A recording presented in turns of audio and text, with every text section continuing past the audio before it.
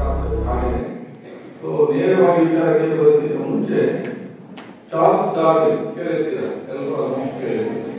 Charles Darwin ಅವರು 1859 ಇಸ್ವಿನಲ್ಲಿ origin of species, ಜೀವ ಸಂಕುಲಗಳು ಹೇಗೆ ಉದ್ಭವ ಆಯಿತು, ಹೇಗೆ ವಿಕಾಸ ಆಯಿತು, ಈ ಭೂಮಿ ಮೇಲೆ ಹೇಗೆ ಜೀವ ಸಂಕುಲಗಳು ಹುಟ್ಟಿ ವಿಕಾಸ ಆಯಿತು ಅನ್ನೋ ಬಗ್ಗೆ ಅವರು ಗ್ರಂಥ ರಿಲೀಸ್ ಮಾಡ್ತಾರೆ.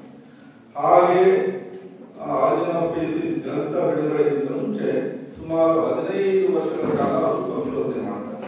ಹೀಗೆ ಸಂಶೋಧನೆಗೆ ಮುನ್ನ 5 ವರ್ಷಗಳ ಕಾಲ ದಕ್ಷಿಣ ಅಮೆರಿಕಾದ ಕಾಡುಗಳಲ್ಲಿ, ನದಿ ತೀರಗಳಲ್ಲಿ, ಸಮುದ್ರ ಸಾಗರಗಳ ತೀರಗಳಲ್ಲಿ 5 ವರ್ಷಗಳ ಕಾಲ ಅವರು ಓಡಾಡಿ ಅಲ್ಲಿ ಸಂಗ್ರಹ ಮಾಡಿ ಆನಂತರ ಊರಿಗೆ ಬಂದು ಅಲ್ಲಿ ಸುಮಾರು 10 ವರ್ಷಗಳ ಕಾಲ ಅಲ್ಲಿ ಸಂಶೋಧನೆ ಎಲ್ಲ ರೆಡಿ ಮಾಡಿ 1859ರಲ್ಲಿ ಬಿಡುಗಡೆ ಮಾಡುವುದು.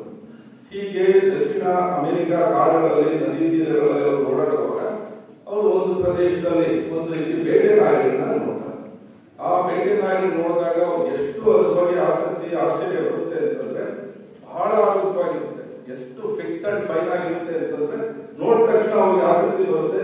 ಇವುಗಳ ಆಹಾರ ಏನಿರ್ಬೋದು, ಇವುಗಳ ಜೀವನ ಶೈಲಿ ಹೇಗಿರ್ಬೋದು ಅಂತ ಕೆಲವಾರುಗಳ ಕಾಲ ಬೇಟೆ ನಾಯಿಗಳನ್ನೇ ಹಿಂಬಾಲಿಸಿ ನೋಡ್ತಾ ಅವುಗಳ ಜೀವನ ಶೈಲಿ ನೋಡಿದಾಗ ಬಹಳ ಆಸಕ್ತಿದಾಯಕ ವಿಚಾರಗಳು ಅವರಲ್ಲಿ ಕಂಡುಬರುತ್ತೆ. ಏನು ಆಸಕ್ತಿದಾಯಕ ವಿಚಾರಗಳು ಅಂತಂದ್ರೆ ಅವುಗಳಿಗೆ ಆಹಾರ ಬಹಳ ಸ್ಕೇರ್ಸಿಟಿ ಇರುತ್ತೆ, ಬಹಳ ಆಹಾರದ ಕೊರತೆ ಇರುತ್ತೆ.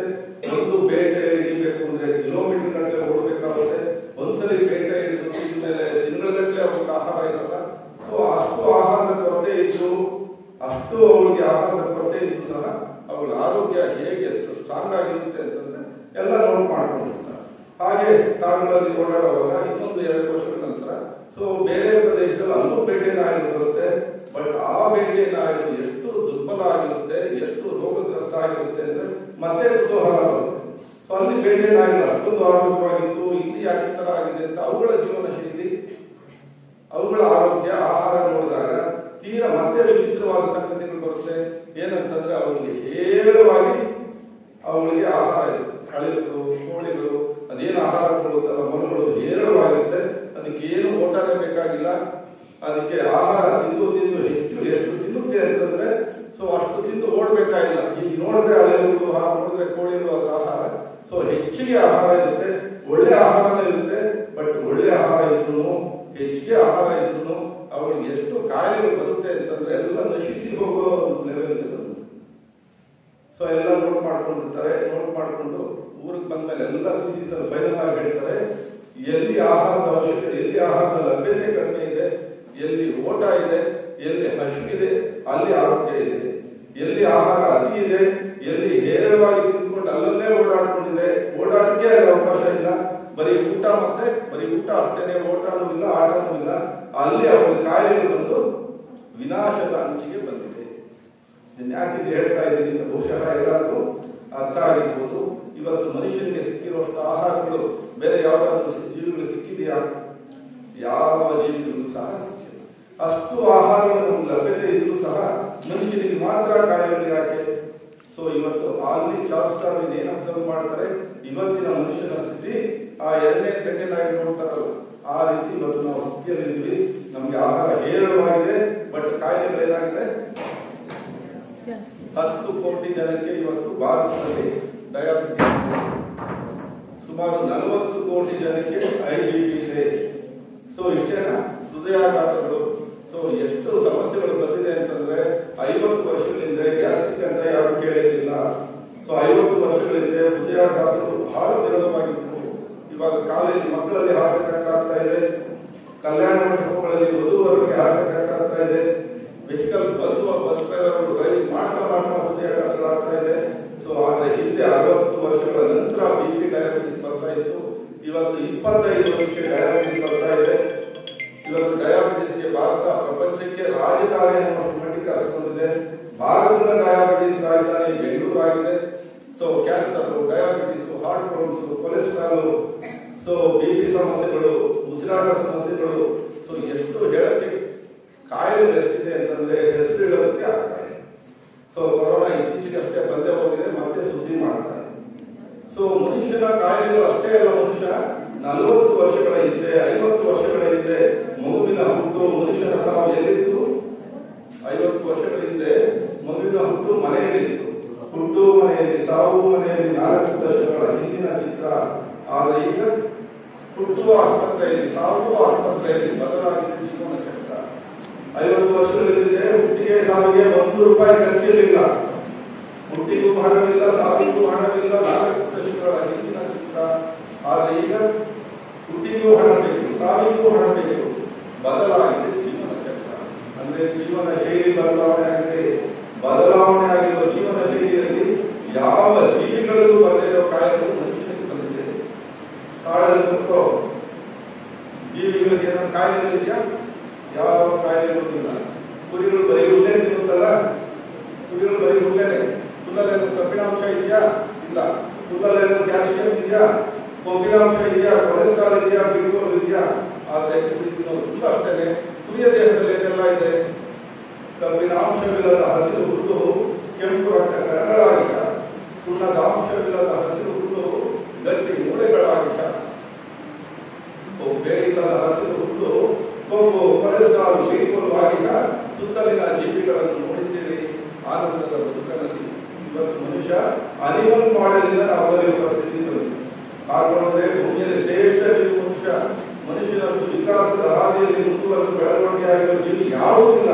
ಅಷ್ಟು ಜೀವ ವಿಕಾಸದ ಹಾದಿಯಲ್ಲಿ ಶ್ರೇಷ್ಠವಾದ ಜೀವಿ ಇವತ್ತು ನಾವು ಕಾಯಿಲೆಗಳಿಗೆ ಸಿಕ್ಕಾಕೊಂಡಿದ್ದೀವಿ. ಆದರೆ ಕಾಡಲ್ಲಿರುವ ಜೀವಿಗಳಿಗೆ ಯಾವ ಕಾಯಿಲೆಗಳು ಇಲ್ಲ.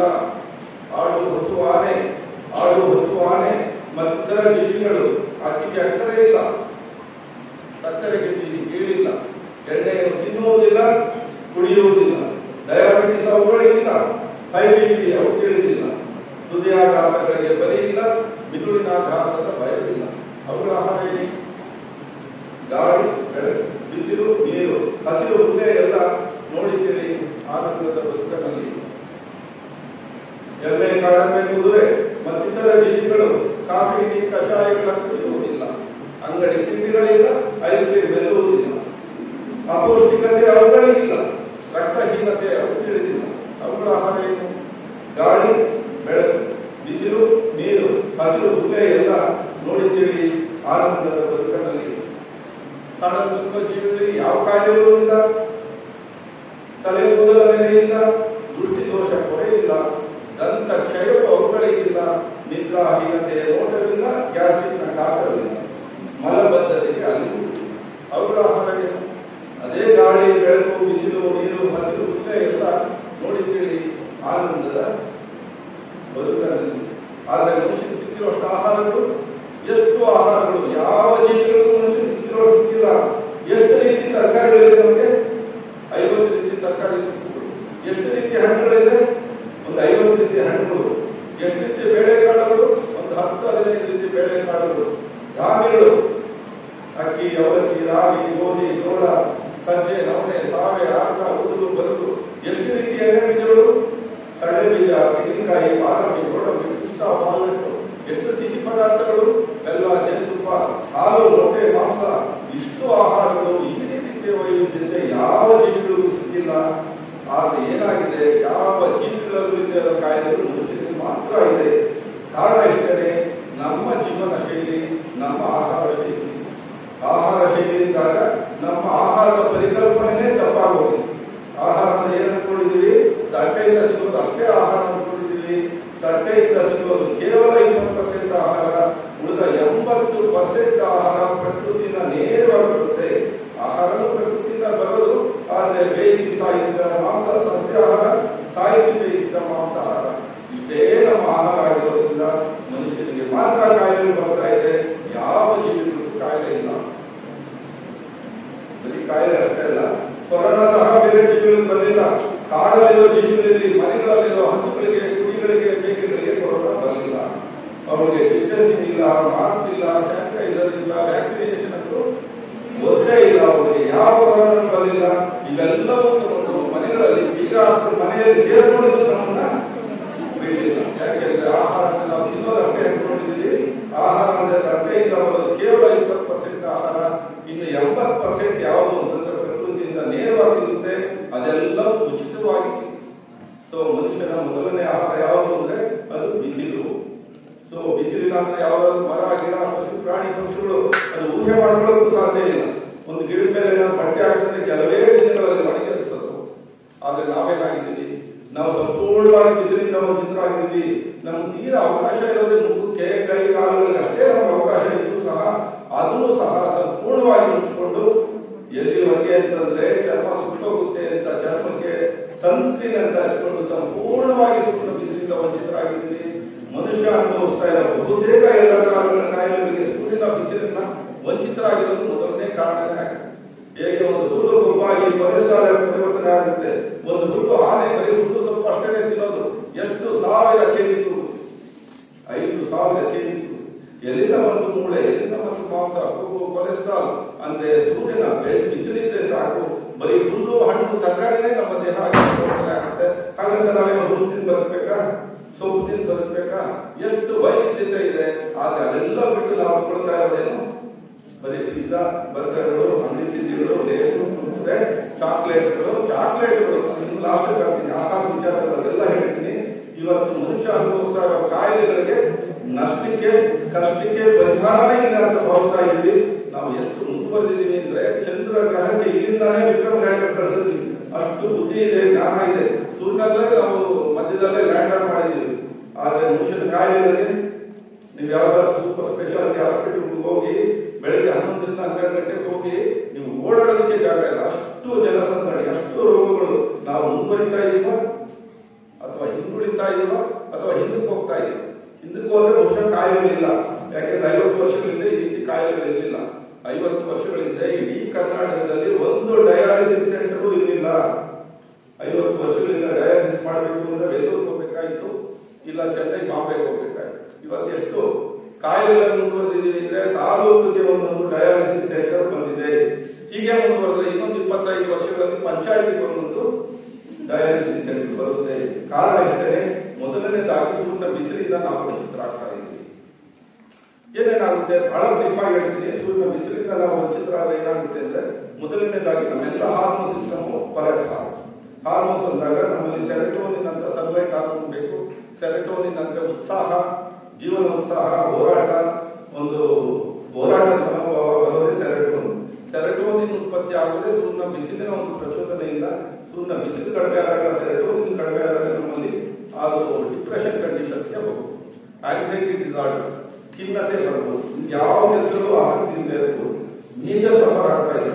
ಸೊ ಇವೆಲ್ಲ ಹಿಂದೆ ಎಲ್ಲ ಕೆಲವು northern countries, north eastern countries ಅಲ್ಲಿ ಇತ್ತು. ಸೊ ಯಾವುದು ನೆದರ್ಲ್ಯಾಂಡು, ಡೆನ್ಮಾರ್ಕ್ ಆ ಕಂಟ್ರಿಗಳು ಈಗೆಲ್ಲ ಭಾರತಕ್ಕೆ ಇವೆಲ್ಲ ಬಂದಿತ್ತು. ಯಾಕೆಂದ್ರೆ ಸೂರ್ಯ ಬಿಸಿಲಿಗೆ ಹೋದ್ರೆ ಸಾಕು ನಾವು ಸುತ್ತ ಹೋಗ್ತೀವಿ ಅನ್ನೋ ಕಲ್ಪನೆ ಬಂದ್ಬಿಟ್ಟಿದೆ. ಸೂರ್ಯ ಬಿಸಿಲಿಗೆ ಹೋದ್ರೆ ಚರ್ಮ ಕಪ್ಪಗಾಗುತ್ತೆ ಅಂತ ಅನ್ಕೊಂಡಿದ್ವಿ. ಮಳೆಗೆ ಮಾತ್ರ ಕೊಡೆ ಹಿಡಿಯುತ್ತಿದ್ದ ಒಂದು ಬಿಸಿಲಿಗೂ ಕೊಡೆ ಹಿಡಿಯುವರು. ಮಳೆಗೆ ಬಂದರೂ ನೆಗಡಿರಲಿಲ್ಲ ಅನ್ನೋದು, ಬಿಸಿಲಿದ್ದರೂ ವಿಟಮಿನ್ ಡಿ ಕೊರತೆಗೆ ಕೊಡುಗೆ ಮುಂದುವರು. ಏರಾಗಿ ಬಿಸಿಲಿದೆ. ನೀವು ಯಾರನ್ನೇ ನೋಡಿ, more than 75% population, younger population ಇವತ್ತು ವಿಟಮಿನ್ ಡಿ ಡಿಫಿಷಿಯನ್ಸಿಯಿಂದ ಬರ್ತಾ ಇದ್ದಾರೆ. ಒಂದ್ ಕಡೆ ಸೆರೆಟೋನಿನ್ ಹಾರ್ಮೋನ್ ಕಡಿಮೆ, ಸೆರೆಟೋನಿನ್ ಕಡಿಮೆ ಆದಾಗ ಆಂಗ್ಸೈಟಿ ಡಿಸಾರ್ಡರ್ಸ್, ಇನ್ನೊಂದ್ ಕಡೆ ಬಿಸಿಲಿನ ಕೊರತೆ ಆದಾಗ ನಮಗೆ ವಿಟಮಿನ್ ಡಿ ಕೊರತೆ. ಯಾಕೆಂದ್ರೆ ಬಿಸಿಲು ನಮ್ಮ ಚರ್ಮದ ಮೇಲೆ ಬಿದ್ದರೆ ಮಾತ್ರ ಚರ್ಮದ ಅಡಿ ಒಂದು ಕೊಲೆಸ್ಟ್ರಾಲ್ ಸ್ಟೋರ್ ಆಗಿರುತ್ತೆ. ಕೊಲೆಸ್ಟ್ರಾಲ್ ಇಲ್ಲ ಅಂದ್ರೆ ಮನುಷ್ಯ ಬದುಕೋಕೆ ಸಾಧ್ಯ ಇಲ್ಲ. ಅದು ಜಾಸ್ತಿ ಆದರೆ ಸಮಸ್ಯೆ, ತೀರಾ ಕಡಿಮೆ ಆದರೆ ಸಮಸ್ಯೆ. ಕಡಿಮೆ ಆಗಿರೋ ಕೊಲೆಸ್ಟ್ರಾಲ್ ಪ್ರಾಬ್ಲಮ್ಸ್ ಗಿಂತ ಅತಿಯಾಗಿರೋ ಕೊಲೆಸ್ಟ್ರಾಲ್ ಇಂದ ಇವತ್ತು ಸಮಸ್ಯೆ ಬರ್ತಾ ಇರೋದು. ಸೊ ಆ ಒಂದು ರೀತಿ ಕೊಲೆಸ್ಟ್ರಾಲ್ 70 ಹೆಕ್ಟೋನ್ ಕೊಲೆಸ್ಟ್ರಾಲ್ ನಮ್ಮ ಚರ್ಮದ ಅಡಿ ಸ್ಟೋರ್ ಮಾಡ್ಕೊಂಡಿರುತ್ತೆ. ಯಾಕೆ ಚರ್ಮದ ಅಡಿ ಸ್ಟೋರ್ ಮಾಡ್ಕೋಬೇಕದು ಅಂದ್ರೆ ಚರ್ಮದ ಮೇಲೆ ಬಿಸಿಲು ಬೀಳುತ್ತೆ. ಬಿಸಿಲು ಬಿದ್ದಾಗ ವಿಟಮಿನ್ ಡಿ ಆಗಿ ಪರಿವರ್ತನೆ ಮಾಡ್ಕೋಬಹುದು ಅನ್ನೋ ಕಾರಣಕ್ಕೆ ನಮ್ಮ ಎವಲ್ಯೂಷನ್ ಅಲ್ಲೇ ಅದು ಬಂದಿದೆ, ಎಲ್ಲ ಜೀವಿಗಳಲ್ಲೂ ಇದೆ. ಸೊ ನಾವು ಚರ್ಮದ ಮೇಲೆ ಬಿಸಿಲು ಬಿದ್ದಾಗ ಆ ಕೊಲೆಸ್ಟ್ರಾಲ್ ವಿಟಮಿನ್ ಡಿ ಆಗಿ ಪರಿವರ್ತನೆ ಆಗುತ್ತೆ. ಅವಾಗ ಕೊಲೆಸ್ಟ್ರಾಲ್ ಕಡಿಮೆ ಆಗುತ್ತೆ, ವಿಟಮಿನ್ ಡಿ ಹೆಚ್ಚಿಗೆ ಆಗುತ್ತೆ. ಸೊ ಬಿಸಿಲು ಹೋಗಿಲ್ಲ ಅಂದ್ರೆ ವಿಟಮಿನ್ ಡಿ ಏನಾಗುತ್ತೆ, ಉತ್ಪತ್ತಿ ಆಗಲ್ಲ. ಯಾವಾಗ ಉತ್ಪತ್ತಿ ಆಗಲ್ಲ ಕೊಲೆಸ್ಟ್ರಾಲ್ ಏನಾಗುತ್ತೆ, ಸಹಜವಾಗಿ ಹೆಚ್ಚಾಗ್ತಾ. ಸೊ ಕೊಲೆಸ್ಟ್ರಾಲ್ ಮಾಂಸಾಹಾರದಲ್ಲಿ ಮಾತ್ರ ಇದೆ. ಆದ್ರೆ ಸಕ್ಕರೆ ಹೆಚ್ಚಿಗೆ ತಿಂದ್ರು ಕೊಲೆಸ್ಟ್ರಾಲ್ ಆಗುತ್ತೆ, ಮಾಂಸಾಹಾರ ಹೆಚ್ಚಿಗೆ ತಿಂದ್ರು ಕೊಲೆಸ್ಟ್ರಾಲ್ ಆಗುತ್ತೆ, ಅಡಿಗೆ ಎಣ್ಣೆ ಹೆಚ್ಚಿಗೆ ತಿಂದ್ರು ಕೊಲೆಸ್ಟ್ರಾಲ್ ಆಗುತ್ತೆ, ಎಣ್ಣೆ ತಿಂದ್ರು ಕೊಲೆಸ್ಟ್ರಾಲ್ ಆಗುತ್ತೆ, ಸಸ್ಯಾಹಾರಿಗಳು ಕೊಲೆಸ್ಟ್ರಾಲ್ ಜಾಸ್ತಿ ಆಗುತ್ತೆ, ಮಾಂಸಾಹಾರಿಗಳು ಜಾಸ್ತಿ ಆಗ್ತಾ ಇದೆ. ಯಾಕೆಂದ್ರೆ ಬಿಸಿಲಿಗೆ ಹೋಗ್ತಾ ಇಲ್ಲ. ನ್ಯಾಚುರಲ್ ಕೊಲೆಸ್ಟ್ರಾಲ್ ರೆಡ್ಯೂಸಿಂಗ್ ಪ್ರಾಸೆಸ್ ಏನಂತಂದ್ರೆ ಬಿಸಿಲಿಗೆ ಹೋಗ್ಬೇಕು. ಬಿಸಿಲಿಗೆ ಹೋದ್ರೆ ಕೊಲೆಸ್ಟ್ರಾಲ್ ಕೊಲೆಸ್ಟ್ರಾಲ್ ಕಡಿಮೆ ಆಗಿ ವಿಟಮಿನ್ ಡಿ ಆಗಿ ಪರಿವರ್ತನೆ ಆಗುತ್ತೆ. ಹೀಗೆ ಆಗಲಿಲ್ಲ ಅಂದ್ರೆ ಕೊಲೆಸ್ಟ್ರಾಲ್ ಜಾಸ್ತಿ ಆಯಿತು. ಕೊಲೆಸ್ಟ್ರಾಲ್ ಜಾಸ್ತಿ ಆದಾಗ ಬಹಳ ಮುಖ್ಯವಾಗಿ ಹೃದಯದ ರಕ್ತನಾಳಗಳಲ್ಲಿ ಆರ್ಟರೀಸ್ ಅಂತಾರೆ, ಅಲ್ಲಿ ಸ್ಟೋರ್ ಆಗ್ತಾ ಹೋಗುತ್ತೆ, ಹಾರ್ಟ್ ಬ್ಲಾಕೇಜ್ ಆಗುತ್ತೆ. ಸೊ ಮಿದುಳಿನ ರಕ್ತನಾಳಗಳಲ್ಲಿ ಸ್ಟೋರೇಜ್ ಆದಾಗ ಸ್ಟ್ರೋಕ್ ಆಗುತ್ತೆ. ಅದೇ ತರ ಕಾಲುಗಳಲ್ಲಿ ವೆಯ್ಸ್ ಆದಾಗ ವೆರಿಕೋಸ್ ಆಗುತ್ತೆ. ದೇಹದ ಎಲ್ಲ ರಕ್ತನಾಳಗಳಲ್ಲಿ ಕೂತ್ಕೊಂಡಾಗ ರಕ್ತ ಪರಿಚಲನೆ ಏರುಪೇರು. ಸೊ ಬಿಸಿಲಿಗೆ ಹೋಗಿಲ್ಲ ಅನ್ನೋ ಕಡೆಗೆ ಎಲ್ಲಿ ಬಂತು, ಕೊಲೆಸ್ಟ್ರಾಲ್ ಸ್ಟೋರೇಜ್ ಬಂತು. ಕೊಲೆಸ್ಟ್ರಾಲ್ ಜಾಸ್ತಿ ಆಗಿ ಹೃದಯದ ರಕ್ತನಾಳಗಳಲ್ಲಿ ಜಾಸ್ತಿ ಆದಾಗ ಹೈ ಬ್ಲಡ್ ಪ್ರೆಷರ್ ಬಂತು. ಹೈ ಬ್ಲಡ್ ಪ್ರೆಷರ್ ಬಂದಾಗ ಮಾತ್ರೆ ಹಾಕೊಂಡು ಸುಮ್ಮನೆ ಇಟ್ಬಿಡ್ತಾರೆ. ಬಟ್ ಮಾತ್ರೆ ಟೆಂಪ್ರರಿ ಅಷ್ಟೇನೆ. ಬಟ್ ಮೂಲ ಕಾರಣ ಏನಿದೆ, ಬಿಸಿಲಿಗೆ ಹೋಗದೆ ಇರೋದ್ರಿಂದ ಇದೆ, ಕಾಲ್ನಡಿಗೆ ಮಾಡದೇ ಇರೋದ್ರಿಂದ ಇದೆ, ಅತಿಯಾಗಿ ತಿನ್ನೋದ್ರಿಂದ ಇದೆ, ಅತಿಯಾಗಿ ಎಣ್ಣೆ ತಿನ್ನೋದ್ರಿಂದ ಇದೆ, ಪದೇ ಪದೇ ತಿನ್ನೋದ್ರಿಂದ ಇದೆ, ರಾತ್ರಿ ತಡರಾತ್ರಿ ಊಟದಿಂದ ಇದೆ. ಇವೆಲ್ಲ ಕಾರಣಗಳಿಗೆ ಜಾಸ್ತಿ ಆಗಿರೋ ಕೊಲೆಸ್ಟ್ರಾಲ್ಗೆ ಮಾತ್ರೆ ನೋಡ್ರಿ ಸಾಕಾಗುತ್ತಾ? ಸಾಕಾಗಲ್ಲ, ಜೀವನ ಎಲ್ಲ ತಗೋದು. ಸೊ ಹೀಗಾಗಿ ಬಿಸಿಲಿಗೆ ಹೋಗ್ತಾರೆ, ಕೊಲೆಸ್ಟ್ರಾಲ್ ಜಾಸ್ತಿ, ಹೈ ಬ್ಲಡ್ ಪ್ರೆಷರ್ ಕಂಟ್ರೋಲ್ ಆಗಲ್ಲ ಬಹಳಷ್ಟು ಜನಕ್ಕೆ. ಯಾಕೆಂದ್ರೆ ಮೂಲ ಕಾರಣಗಳಿಗೆ ಪರಿಹಾರ ಹೋಗ್ತಾ ಇಲ್ಲ. ಹೀಗಾಗಿ long time uncontrol blood pressure ಆಗ ಹೃದಯಾಘಾತ ಆಗುವುದು, ಸ್ಟ್ರೋಕ್ ಆಗೋದು, ಕಿಡ್ನಿ ಫೇಲ್ಯೂರ್ ಆಗೋದು. ಸೊ ಸುಮ್ಮನೆ ಬಿಸಿಲಿಗೆ ಹೋಗಿಲ್ಲ ಅಂದ್ರೆ ಎಲ್ಲಿಗೆ ಹೋಯ್ತು, blood pressure, heart attack, stroke ಅಲ್ಲಿ ಕರ್ಕೊಂಡು ಹೋಯ್ತು ಕಡೆಗೆ. ಇದು ಒಂದು ಚಾನಲ್ ಆಫ್ ಹೆಲ್ತ್ ಇಶ್ಯೂಸ್. ಬಿಸಿಲಿಗೆ ಹೋಗಿಲ್ಲ ಅಂದ್ರೆ ಒಂದು ಸೈಕ್ಯಾಟ್ರಿಕ್ ಪ್ರಾಬ್ಲಮ್ಸ್, ಇನ್ನೊಂದು ಹಾರ್ಟ್ ರಿಲೇಟೆಡ್ ಪ್ರಾಬ್ಲಮ್ಸ್. ಇನ್ನೊಂದೇನಾಗುತ್ತೆ ಅಂದ್ರೆ ಬಿಸಿಲಿಗೆ ಹೋಗ್ಲಿಲ್ಲ ಅಂದ್ರೆ ವಿಟಮಿನ್ ಡಿ ಕೊರತೆ ಆಗುತ್ತೆ. ಕೊರತೆ ಆದ ಸಹಜವಾಗಿ ಕ್ಯಾಲ್ಸಿಯಂ ಅಬ್ಸಾರ್ಪ್ಷನ್ ಕಡಿಮೆ ಆಗುತ್ತೆ. ಯಾಕೆಂದ್ರೆ ಕ್ಯಾಲ್ಸಿಯಂ ನಮ್ಮ ಆಹಾರದಲ್ಲಿ ಎಷ್ಟಿದೆ ಅನ್ನೋದಕ್ಕಿಂತ ಮುಖ್ಯವಾಗಿ ಎಷ್ಟು ನಮಗೆ ಜೀರ್ಣ ಆಗ್ತಾ ಇದೆ ಅನ್ನೋದು ಬಹಳ ಮುಖ್ಯ. ವಿಶೇಷವಾಗಿ ಕ್ಯಾಲ್ಸಿಯಂ ಜೀರ್ಣತೆ 5-6 ಅಂಶಗಳನ್ನು ಒಳಗೊಂಡಿರುತ್ತೆ. ಕ್ಯಾಲ್ಸಿಯಂ ಮನುಷ್ಯನಿಗೆ ಸುಮಾರು 600ರಿಂದ 1200 mg ಬೇಕು. ಸೊ ಚಿಕ್ಕ ಮಕ್ಕಳಿಂದ 1 ವರ್ಷದ ಮಕ್ಕಳಿಂದ ಒಂದು 9 ವರ್ಷದ ಮಕ್ಕಳಿಗೆ ದಿನಕ್ಕೆ ಒಂದು 600 mg ಬೇಕು. ಮಿಲಿಗ್ರಾಮ್ ಅಷ್ಟೇ 600 mg. ಒಂದು 9 ವರ್ಷದಿಂದ 18 ವರ್ಷದವರೆಗೆ ಒಂದು 800 mg ಬೇಕು. ಸೊ 18 ವರ್ಷದ ನಂತರ ಪ್ರತಿಯೊಬ್ಬರಿಗೂ ಒಂದು 600 mg ಬೇಕು. ಗರ್ಭಿಣಿಯರಿಗೆ 1200 mg ಬೇಕು. ಅದು ನಮ್ಮ ಆಹಾರದಲ್ಲಿರಬೇಕು, ನಮ್ಮ ಊಟದ ತಟ್ಟೆಯಲ್ಲಿರಬೇಕು, ನಮ್ಮ ಹೊಟ್ಟೆಗೆ ಸೇರುತ್ತೆ.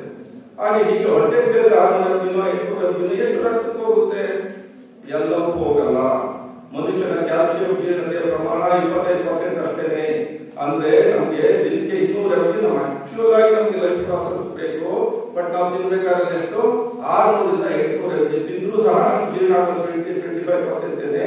ಆದ್ರೆ ಹೀಗೆ ಜೀರ್ಣ ಆಗೋ 25% ಮತ್ತೆ ಬೇರೆ ಬೇರೆ ಅಂಶಗಳನ್ನು ಆಧರಿಸುತ್ತೆ. ನೀವು ಚೆನ್ನಾಗಿ ಕಾಲ್ನಡಿಗೆ ಮಾಡ್ತಾ ಇದ್ದೀರಿ, ಚೆನ್ನಾಗಿ ಬಿಸಿಲಿಗೆ ಹೋಗ್ತಾ ಇದ್ದೀರಿ ಅಂತಂದ್ರೆ ನಿಮ್ಗೆ ಹೆಚ್ಚಿಗೆ ವಿಟಮಿನ್ ಡಿ ಉತ್ಪತ್ತಿ ಆಗುತ್ತೆ. ವಿಟಮಿನ್ ಡಿ ಚೆನ್ನಾಗಿದ್ರೆ ನಿಮ್ಗೆ ಕ್ಯಾಲ್ಸಿಯಂ ಅಬ್ಸಾರ್ಪ್ಷನ್ ಇನ್ಕ್ರೀಸ್ ಆಗುತ್ತೆ. ಅಂದ್ರೆ 25% ಆಗುತ್ತೆ ಮ್ಯಾಕ್ಸಿಮಮ್. ಬಿಸಿಲಿಗೆ ಹೋಗ್ಲಿಲ್ಲ ಅಂದ್ರೆ ಅಷ್ಟು ಆಗಲ್ಲ. ಸೊ ಬಿಸಿಲಿಗೆ ಹೋಗ್ಲಿಲ್ಲ, ಕ್ಯಾಲ್ಸಿಯಂ ಅಬ್ಸಾರ್ಪ್ಷನ್ ಆಗಲಿಲ್ಲ, ಸೊ ಸಮಸ್ಯೆ ಬಂತು. ಸೊ ಕ್ಯಾಲ್ಸಿಯಂ 45 ವರ್ಷದ ನಂತರ ಮೆನೋಪಾಸ್ ಟೈಮ್ ಅಲ್ಲಿ ಕ್ಯಾಲ್ಸಿಯಂ ಅಬ್ಸಾರ್ಪ್ಷನ್ ಕಡಿಮೆ ಆಗೋಯ್ತು. 60 ವರ್ಷದ ನಂತರ ಎಲ್ಲ ಸೀನಿಯರ್ ಸಿಟಿಜನ್ಸ್ ಕ್ಯಾಲ್ಸಿಯಂ ಕಡಿಮೆ ಆಗೋಯ್ತು. ಆಮೇಲೆ ವಿಶೇಷವಾಗಿ ಯಾರು ಉಪ್ಪೆಚ್ಚಿಗೆ ತಿಂತಾರೆ ಅವ್ರ ಮೂಳೆಗಳೆಲ್ಲ ಕರಗಿ ನೀರಾಗಿ ಯೂರಿನಲ್ಲಿ ಸೋಡಿಯಂ ಹೊರಟು. ಅಂದ್ರೆ urinary excretion of sodium increases, urinary excretion of calcium increases sodium. ಯಾರ ಆಹಾರದಲ್ಲಿ ಮನುಷ್ಯನ ಬೇಕಾದ್ರೆ 5 ಗ್ರಾಂ ಉಪ್ಪು, ವಿಶ್ವ ಆರೋಗ್ಯ ಸಂಸ್ಥೆ ಹೇಳುವಂಥದ್ದು ಮನುಷ್ಯ ಅಂದ್ರೆ ನೀವು ಯಾವುದೇ ದೇಶ, ಭಾರತೀಯರಿರಲಿ, ಆಫ್ರಿಕಾ, ಅಮೆರಿಕಾದಲ್ಲಿ, ನೀವು ಕಾಡಲ್ಲಿರಲಿ, ಊರಲ್ಲಿರಲಿ ಬೇಕಾಗಿರೋ 5 ಗ್ರಾಂ. ಆದ್ರೆ ತಿಂತಾ ಇರೋ ಉಪ್ಪಿನ ಪ್ರಮಾಣ 15 ಗ್ರಾಂ. ಯಾರು ಸಾಂಬಾರ್ ಚೆನ್ನಾಗಿ ನೀರಾಗಿ ಕಲಿಸ್ಕೊಂಡು ತಿಂತಾ ಇದ್ದಾರೆ, ರಸಂ ಕುಡಿತಾ ಇದ್ದಾರೆ, ಉಪ್ಪಿನಕಾಯಿ ತಿಂತಾ ಇದ್ದಾರೆ, ಜಂಕ್ ಫುಡ್ಸ್, ಪಾಕೆಟ್ ಫುಡ್ಸ್, ಲೇಸು, ಕುರ್ಕುರೆ ಪ್ಯಾಕೆಟ್ಸ್, ಪ್ರಿಸರ್ವ್ ಫುಡ್ಸ್ ಎಲ್ಲದರಲ್ಲೂ ಸೋಡಿಯಂ ಹೆಚ್ಚಿಗೆ ಇರುತ್ತೆ. ಸೊ ಹೀಗಾಗಿ average consumption of salt 15 grams ಹೋಗಿದೆ. ಅದರಲ್ಲೂ 25-30 ವರ್ಷಕ್ಕಿಂತ ಕೆಳಗಡೆ ವಯಸ್ಸಿನವರು ಏನಾಗಿದ್ದಾರೆ, ತೀರಾ ರಿಸ್ಕ್ ಝೋನ್ ಅಲ್ಲಿ ಇದ್ದಾರೆ. ಯಾಕೆ 25 ಬಿಲೋ ರಿಸ್ಕ್ ಝೋನ್ ಅಲ್ಲಿ ಇದ್ದಾರೆ ಅಂತಂದ್ರೆ 3 ಗುಂಪುಗಳಾಗಿ ಹೇಳ್ತೀನಿ. 70 ವರ್ಷದ ಮೇಲ್ಪಟ್ಟವರು ಒಂದು ಏಜ್ ಗ್ರೂಪ್, 40 ವರ್ಷ 30ರಿಂದ 60 ವರ್ಷ ಇನ್ನೊಂದು ಏಜ್ ಗ್ರೂಪ್, 30 ವರ್ಷಕ್ಕಿಂತ ಕಡಿಮೆ ಇರೋ 3 ಏಜ್ ಗ್ರೂಪ್ ನೋಡ್ಕೊಳ್ಳಿ. ನೀವು 60-70ಗಿಂತ ಮೇಲ್ಪಟ್ಟ ವಯಸ್ಸಿನವರು ಅವರು 30-40 ವರ್ಷ ಆಗುವವರೆಗೂ ಏನು ಆಹಾರ ಮಿಸುತ್ತಾ ಇರಲಿಲ್ಲ. ಹೊರಗಡೆ ಹೋಟೆಲ್ಗಳಿರಲಿಲ್ಲ, ಬೇಕರಿಗಳಿರಲಿಲ್ಲ, ಅಂಗಡಿಗಳಿರಲಿಲ್ಲ, ತಿನ್ನೋದಕ್ಕೆ ಅವಕಾಶ ಇರಲಿಲ್ಲ. ಯಾರು 60-70 ವರ್ಷದ ಮೇಲ್ಪಟ್ಟರು ಅವ್ರು ಕಾಯಿಲೆ ಕಡಿಮೆ ಹಾಕಿಕೊಡೋದಾದ್ರೆ. ಆದ್ರೆ ಈ 30ರಿಂದ 40-60 ವರ್ಷ, ನನ್ನ ಏಜ್ 60 ಇಯರ್ಸ್, ನಾವು ಕಾಲೇಜ್ ಸ್ಕೂಲಲ್ಲಿ ಓದುವಾಗ ನಮ್ಗೆ ಈ ರೀತಿ ಆಹಾರಗಳಿರಲಿಲ್ಲ, ಈ ರೀತಿ ಹೋಟೆಲ್ಗಳು ಇರಲಿಲ್ಲ, ಫುಡ್ಸ್ ಇರಲಿಲ್ಲ. ಆಮೇಲೆ ನಾವೆಲ್ಲ ಓದಿ, ಕಾಲೇಜ್ ಓದಿ ಕೆಲಸಕ್ಕೆ ಸೇರಿದ್ರೆ ತಿನ್ನಕ್ಕೆ ಶುರು ಮಾಡಿದ್ದೆ ನಾನು ಹೊರಗಡೆ. ಈಗ 25 ವರ್ಷಗಳ ಕಾಲ ನಾವು ಹೊರಗಡೆ ಏನು ತಿಂದಿದ್ವಿ. ವರ್ಷಕ್ಕೋ 6 ತಿಂಗಳಿಗೋ ವರ್ಷಕ್ಕೆ ಏನೋ ಚಾಕ್ಲೇಟ್ ಬಿಸ್ಕೆಟ್ ಬಿಟ್ರೆ 25 ವರ್ಷಗಳ ನಂತರ ನಾವೇನಾದ್ರು ತಿನ್ನಕ್ಕೆ ಶುರು ಮಾಡಿದ್ದು ಒಂದು 25 ವರ್ಷಗಳ ಕಾಲ ಹಾಗೇ ತಿಂತು ಅಂದ್ರೆ 50-60 ವರ್ಷಕ್ಕೆ ಡಯಾಬಿಟಿಸ್ ಮಾಡ್ತಾರೆ. ಬಟ್ ಇವತ್ತು 30 ವರ್ಷಕ್ಕಿಂತ ಕೆಳಗಿನ ಏಜ್ ಗ್ರೂಪ್ ಏನಿದೆ ಅವರು ತಾಯಿ ಹಾಲು ಬಿಟ್ಟು ನೆಕ್ಸ್ಟ್ ಟೇಸ್ಟ್ ಯಾವ್ದು ನೋಡ್ತಾ ಇದ್ದಾರೆ ಅಂದ್ರೆ ಎಲ್ಲ ಅಂಗಡಿ ತಿಂಗಳು ಉಪ್ಪು ಖಾರ ನಾನ್ ವೆಜ್ ಇವೆಲ್ಲ ನೋಡ್ತಾ ಇದ್ದಾರೆ. ಹೀಗಾಗಿ 25 ವರ್ಷಗಳ ಕಾಲ ತಿನ್ನೋಷ್ಟೊತ್ತಿಗೆ ಅಂದ್ರೆ 1ನೇ ವಯಸ್ಸಿನಿಂದ 25 ವರ್ಷ ಅವ್ರು ಸೇರೋಷ್ಟೊತ್ತಿಗೆ ಎಲ್ಲ ಬ್ಲಾಕೇಜಸ್ ಬರುತ್ತೆ. 20 ವರ್ಷದ ಮಕ್ಕಳು ಡಯಾಬಿಟಿಸ್ ಬರ್ತಾ ಇದೆ, ಹಾರ್ಟ್ ಪ್ರಾಬ್ಲಮ್ ಬರ್ತಾ ಇದೆ, ಬ್ಲಾಕೇಜಸ್ ಬರ್ತಾ ಇದೆ. ಕಾರಣ ಎಣ್ಣೆ ಮತ್ತೆ ಉಪ್ಪು. ಸೊ ಉಪ್ಪು ಜಾಸ್ತಿ ಆದಾಗ ಕ್ಯಾಲ್ಸಿಯಂ ಎಕ್ಸ್ಕ್ರೀಷನ್ ಜಾಸ್ತಿ ಆಗುತ್ತೆ. ಕ್ಯಾಲ್ಸಿಯಂ ಎಕ್ಸ್ಕ್ರೀಷನ್ ಜಾಸ್ತಿ ಆದಾಗ ಮಂಡಿ ನೋವು ಬರುತ್ತೆ. ಪ್ರತಿಯೊಬ್ಬರಿಗೂ ಮಂಡಿ ನೋವು ಬರ್ತಾ ಇದೆ. ಪ್ರತಿಯೊಬ್ಬರಿಗೂ ಬ್ಯಾಕ್ ಪೈನ್, ಸ್ಪಾಂಡಿಲೋಸಿಸ್, ಕುತ್ತಿಗೆ ನಿಲ್ಸಕ್ಕಾಗಲ್ಲ, ನಡೆಯಕ್ಕಾಗಲ್ಲ, ಕಾಲು ನೋವು, ಕೀಲು ನೋವು, ಇಲ್ಲ ಇದೆಲ್ಲವೂ ಕ್ಯಾಲ್ಸಿಯಂ ಡಿಫಿಷಿಯನ್ಸಿಯಿಂದ, ಇದೆಲ್ಲವೂ ಸೂರ್ಯನ ಬಿಸಿಲಿನ ಕೊರತೆಯಿಂದ. ಸೊ ಸೂರ್ಯನ ಬಿಸಿಲಿಗೆ ಹೋಗ್ಲಿಲ್ಲ ಅಂದ್ರೆ ಕ್ಯಾಲ್ಸಿಯಂ ಡಿಫಿಷಿಯನ್ಸಿ ಅಂತಂದ್ರೆ ಕ್ಯಾಲ್ಸಿಯಂ ಮೂಲಗಳ ದುರ್ಬಲತೆ ಆಯಿತು, ಅದೊಂದಷ್ಟು ಕಾಯಿಲೆಗಳಿಗೆ ಶುರುವಾಯಿತು. ಸೊ ಬಿಸಿಲಿಗೆ ಹೋಗ್ಲಿಲ್ಲ ಅಂದ್ರೆ ಡಯಾಬಿಟಿಸ್ ಬಂತು, ಬಿಸಿಲಿಗೆ ಹೋಗ್ಲಿಲ್ಲ ಹೈ ಬಿ ಬಂತು, ಬಿಸಿಲಿಗೆ ಹೋಗ್ಲಿಲ್ಲ ಅಂತಂದ್ರೆ ನಿದ್ದೆ ಹಾರ್ಮೋನ್ ಮೆಲಟೋನಿನ್ ಕಡಿಮೆ ಆಯಿತು, ನಿದ್ದೆ ಸಮಸ್ಯೆಗಳು ಬಂತು. ಬಿಸಿಲಿಗೆ ಹೋಗ್ಲಿಲ್ಲ ಅಂದ್ರೆ ಇದು ಡಿಮೆನ್ಷಿಯಾ, ಅಲ್ಝೈಮರ್ಸ್ ಡಿಸೀಸ್, ನೆನಪಿನ ಶಕ್ತಿಯ ದೋಷಗಳು, ಆಮೇಲೆ ಪಾರ್ಕಿನ್ಸನ್ ಡಿಸೀಸ್, ನರ್ವಸ್ ಸಿಸ್ಟಮ್, ಬಹುತೇಕ ಎಲ್ಲವೂ ಬಹಳ ಚಿಕ್ಕ ವಯಸ್ಸಿಗೆ ಬರ್ತಾ ಇದೆ. ಬಿಸಿಲು ನಮ್ಮ ಮೊದಲನೇ ಆಹಾರ. ಸೊ ಬಿಸಿಲು ತಗೊಳ್ಳೋ ಜೀವಿಗಳು ಹುಲ್ಲು ತಿಂದು ಕೊಬ್ಬಾಗಿ ಪರಿವರ್ತನೆ ಆಗುತ್ತೆ. ಒಂದು ಮರ ಗಿಡ ಹಸಿರು ಬಿಸಿಲಿನ ತಗೊಂಡ್ರೆ ಅದು ಹಣ್ಣು ತಯಾರು ಮಾಡುತ್ತೆ, ಅದ್ರಲ್ಲಿ ಕೊಬ್ಬು ಉತ್ಪತ್ತಿ ಆಗುತ್ತೆ. ತೆಂಗಿನಕಾಯಿ ಕೊಬ್ಬೆಲಿಂದ ಬಂತು. ಸೊ ಎಣ್ಣೆ ಏನಾದ್ರು ಮರಕ ಹಾಕ್ತೀವ, ಹಲಸಿನ ರುಚಿಯಲ್ಲಿಂದ ಬಂತು, ಸಕ್ಕರೆ ಹಾಕ್ತೀವ. ಸೊ ಭೂಮಿಯಲ್ಲಿರೋ ಪೋಷಕಾಂಶಗಳನ್ನ ಬಿಸಿಲು ಎಲ್ಲವೂ ಪರಿವರ್ತನೆ ಮಾಡುತ್ತೆ. ಸೊ ಮನುಷ್ಯ ಎವಲ್ಯೂಷನ್ ಆಗಿದೆ ಬಿಸಿಲಿಂದ, ಭೂಮಿ ಹುಟ್ಟಿದ್ದೇ ಬಿಸಿಲಿಂದ. ಸೊ 500 ಕೋಟಿ ವರ್ಷಗಳ ಹಿಂದೆ ಭೂಮಿಯಲ್ಲಿ ಏನಿತ್ತು, ಬರೀ ಬೆಂಕಿಯ ಚೆಂಡಾಗಿತ್ತು. ಮಳೆ ಬಂತು, ನೀರು ಹರಿತು, ಸಾಗರಗಳಾಯಿತು, ಸಮುದ್ರಗಳಾಯಿತು, ಏಕಕೋಶ ಜೀವಿಗಳಾಯಿತು, ಬಹುಕೋಶ ಜೀವಿಗಳಾಯಿತು, ಜಲಚರಿಗಳಾಯಿತು, ಭೂಚರಿಗಳಾಯಿತು, ಉಭಯಚರಿಗಳಾಯಿತು. ಎಲ್ಲ ಜೀವಿಗಳ ವಿಕಾಸ ಎಲ್ಲಿಂದ ಬಂತು? ಸೂರ್ಯನ ಬಿಸಿಲಿಲ್ಲ ಅಂದ್ರೆ ಮಳೆ ಇಲ್ಲ, ಗಾಳಿ ಇಲ್ಲ, ಹಸಿರಿಲ್ಲ, ಆಹಾರ ಇಲ್ಲ, ಈ ಪ್ರಪಂಚನೇ ಇಲ್ಲ. ಆದ್ರೆ ನಾವೇನ್ ಮಾಡ್ತಾ ಇದ್ದೀವಿ? ಇವತ್ತು ಗಾಳಿ ಬೇಡ, ಬಿಸಿಲು ಬೇಡ, ಬೆಳಕು ಬೇಡ, ನೀರು, ನಿದ್ದೆ, ಕಾಲ್ನಡಿಗೆ ಏನು ಬೇಡ, ತಿನ್ಕೊಂಡು ಚೆನ್ನಾಗಿ ಅಂಗಡಿ ತಿಂಡಿಗಳು ತಿನ್ಕೊಂಡು ಮನೆ ಊಟ ಮುದ್ದೆ ಸಾರು ತಿನ್ಕೊಂಡು ಮನೆಗಳಲ್ಲೇ ಇದ್ದಾಗ ನೀವು ಏನು ಮಾಡಲು ಕಾಯಿಲೆ ಕಂಟ್ರೋಲ್ ಆಗಲ್ಲ, ಯಾವ ಆಸ್ಪತ್ರೆಗಳು ಸಾಕಾಗಲ್ಲ. ಮನುಷ್ಯನಿಗೆ ಇರುವಷ್ಟು ಮೆಡಿಕಲ್ ಫೆಸಿಲಿಟೀಸು ಸೊ 40 ವರ್ಷದಿಂದ ಇತ್ತ ಇರ್ಲಿಲ್ಲ. ಆದ್ರೆ ಇವತ್ತು ಎಷ್ಟು ಮೆಡಿಕಲ್ ಫೆಸಿಲಿಟೀಸ್ ಇದ್ದು ನಾವು ಕಾಯಿಲೆ ಕಂಟ್ರೋಲ್ ಮಾಡಕ್ಕಾಗ್ತಾ ಇದೆಯಾ? ಎಲ್ಲ ಔಷಧಿ ವ್ಯವಸ್ಥೆ ಬೇಕೇ ಬೇಕು. ಔಷಧಿಗಳಿಲ್ಲ ಅಂದ್ರೆ ನಾವು ಪ್ರಾಣಿಗಳಿಗೆ ಬದುಕಕ್ಕೂ ಆಗಲ್ಲ, ಆಸ್ಪತ್ರೆಗಳಿಂದ ನಾವು ಬದುಕಕ್ಕೂ ಆಗಲ್ಲ. ಆದ್ರೆ ಆಗಲೇಬೇಕಾಗಿರೋದು ಆಹಾರದಲ್ಲಿ ಬದಲಾವಣೆ. ಮೊದಲನೇ ಆಹಾರ ಬಿಸಿಲು. ಸೊ ಇನ್ನು ಎರಡನೇ ಆಹಾರ ಬರೋದಾದ್ರೆ ಗಾಳಿ.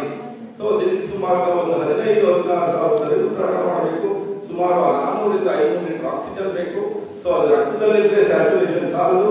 ರಕ್ತದಲ್ಲಿ 100% ಸ್ಯಾಚುರೇಷನ್ ಇದೆ ಅಂದ್ರೆ ಸಾಕ. ರಕ್ತದಿಂದ ಜೀವಕೋಶಗಳಿಗೆ ಹೋಗೋದು ಬೇಡವೆ. ಜೀವಕೋಶಗಳಲ್ಲಿ ಜೀವರಸಾಯನಿಕಗಳಾಗೋದು ಬೇಡವೆ. ಸೊ ಎಷ್ಟು ಜೀವಕೋಶಗಳಿದೆ? ಟ್ರಿಲಿಯನ್ಸ್, ಕೋಟಿ ಜೀವಕೋಶಗಳಿದೆ. ಕೋಟಿಗಳ ಲೆಕ್ಕ ಹಾಕಕ್ಕಾಗಲ್ಲ. 3.37 into 10 to the power of 13 ಅಷ್ಟು ಜೀವಕೋಶಗಳು. ಜೀವಕೋಶಗಳು ಅಂದ್ರೆ ಏನು? ಜೀವ ಇದೆ, ಉಸಿರಾಡ್ತಾ ಇದೆ ಅಂದ್ರೆ ನಾವು ಸೇವಿಸುವ ಆಕ್ಸಿಜನ್ ಕಣ ಜೀವಕೋಶಗಳಿಗೆ ಹೋಗಿ ಸೇರ್ಬೇಕು. ಈಗ ಸೇರ್ಬೇಕು ಅಂದ್ರೆ ಕಾಲ್ನಡಿಗೆ ಇಲ್ಲ, ಬಿಸಿಲಿಲ್ಲ. ಸೊ ನೀವು ವಾಕಿಂಗ್ ಮಾಡಿಲ್ಲ ಅಂದ್ರೆ ಜೀವಕೋಶ ರಕ್ತದಿಂದ ಆಕ್ಸಿಜನ್ ಟ್ರಾನ್ಸ್ಫರ್ ಆಗಲ್ಲ.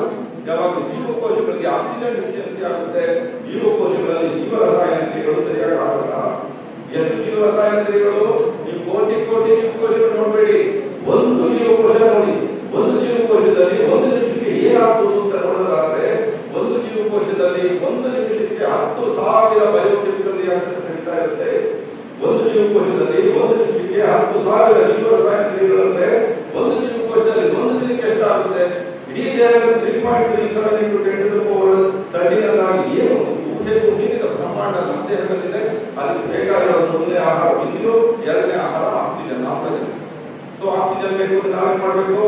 ಬೆಳಗಿಂದ ಸಂಜೆವರೆಗೂ ಕೂತ್ಕೊಂಡು, ಮನೆಯಲ್ಲಿ ಕೂತ್ಕೊಂಡು, ಆಫೀಸಲ್ಲಿ ಕೂತ್ಕೊಂಡು, ಕಾಲೇಜಲ್ಲಿ ಕೂತ್ಕೊಂಡಿದ್ದಾಗ ವಾಕಿಂಗ್ ಮಾಡಲಿಲ್ಲ ಅಂದ್ರೆ ಆಕ್ಸಿಜನ್ ಹೇಗೆ? ವಾಕಿಂಗ್ ಮಾಡಿದ್ರೆ ನಮ್ಮ ಜೀವಕೋಶಗಳಿಂದ ಆಕ್ಸಿಜನ್ ಜೀವಕೋಶಗಳಿಗೆ ಲಭ್ಯತೆ ಆಗುವಂಥದ್ದು. ಹೀಗಾಗಿ ಆಕ್ಸಿಜನ್ ಕೊರತೆ ಆಗ್ತಾ ಇದೆ. ನಡೆಯುತ್ತಿದ್ದು ಕಾಲು, ದುಡಿಯುತ್ತಿದ್ದು ಕೈ, ಲಕ್ಷ ವರ್ಷಗಳ ಕಾಲ. ಆದ್ರೆ ಈಗ ನಡೆಯುತ್ತಿಲ್ಲ ಕಾಲು, ದುಡಿಯುತ್ತಿಲ್ಲ ಕೈ, ಕುಳಿತು ಜೀವಿಸುವ ಜೀವಿಯಾಗಿ.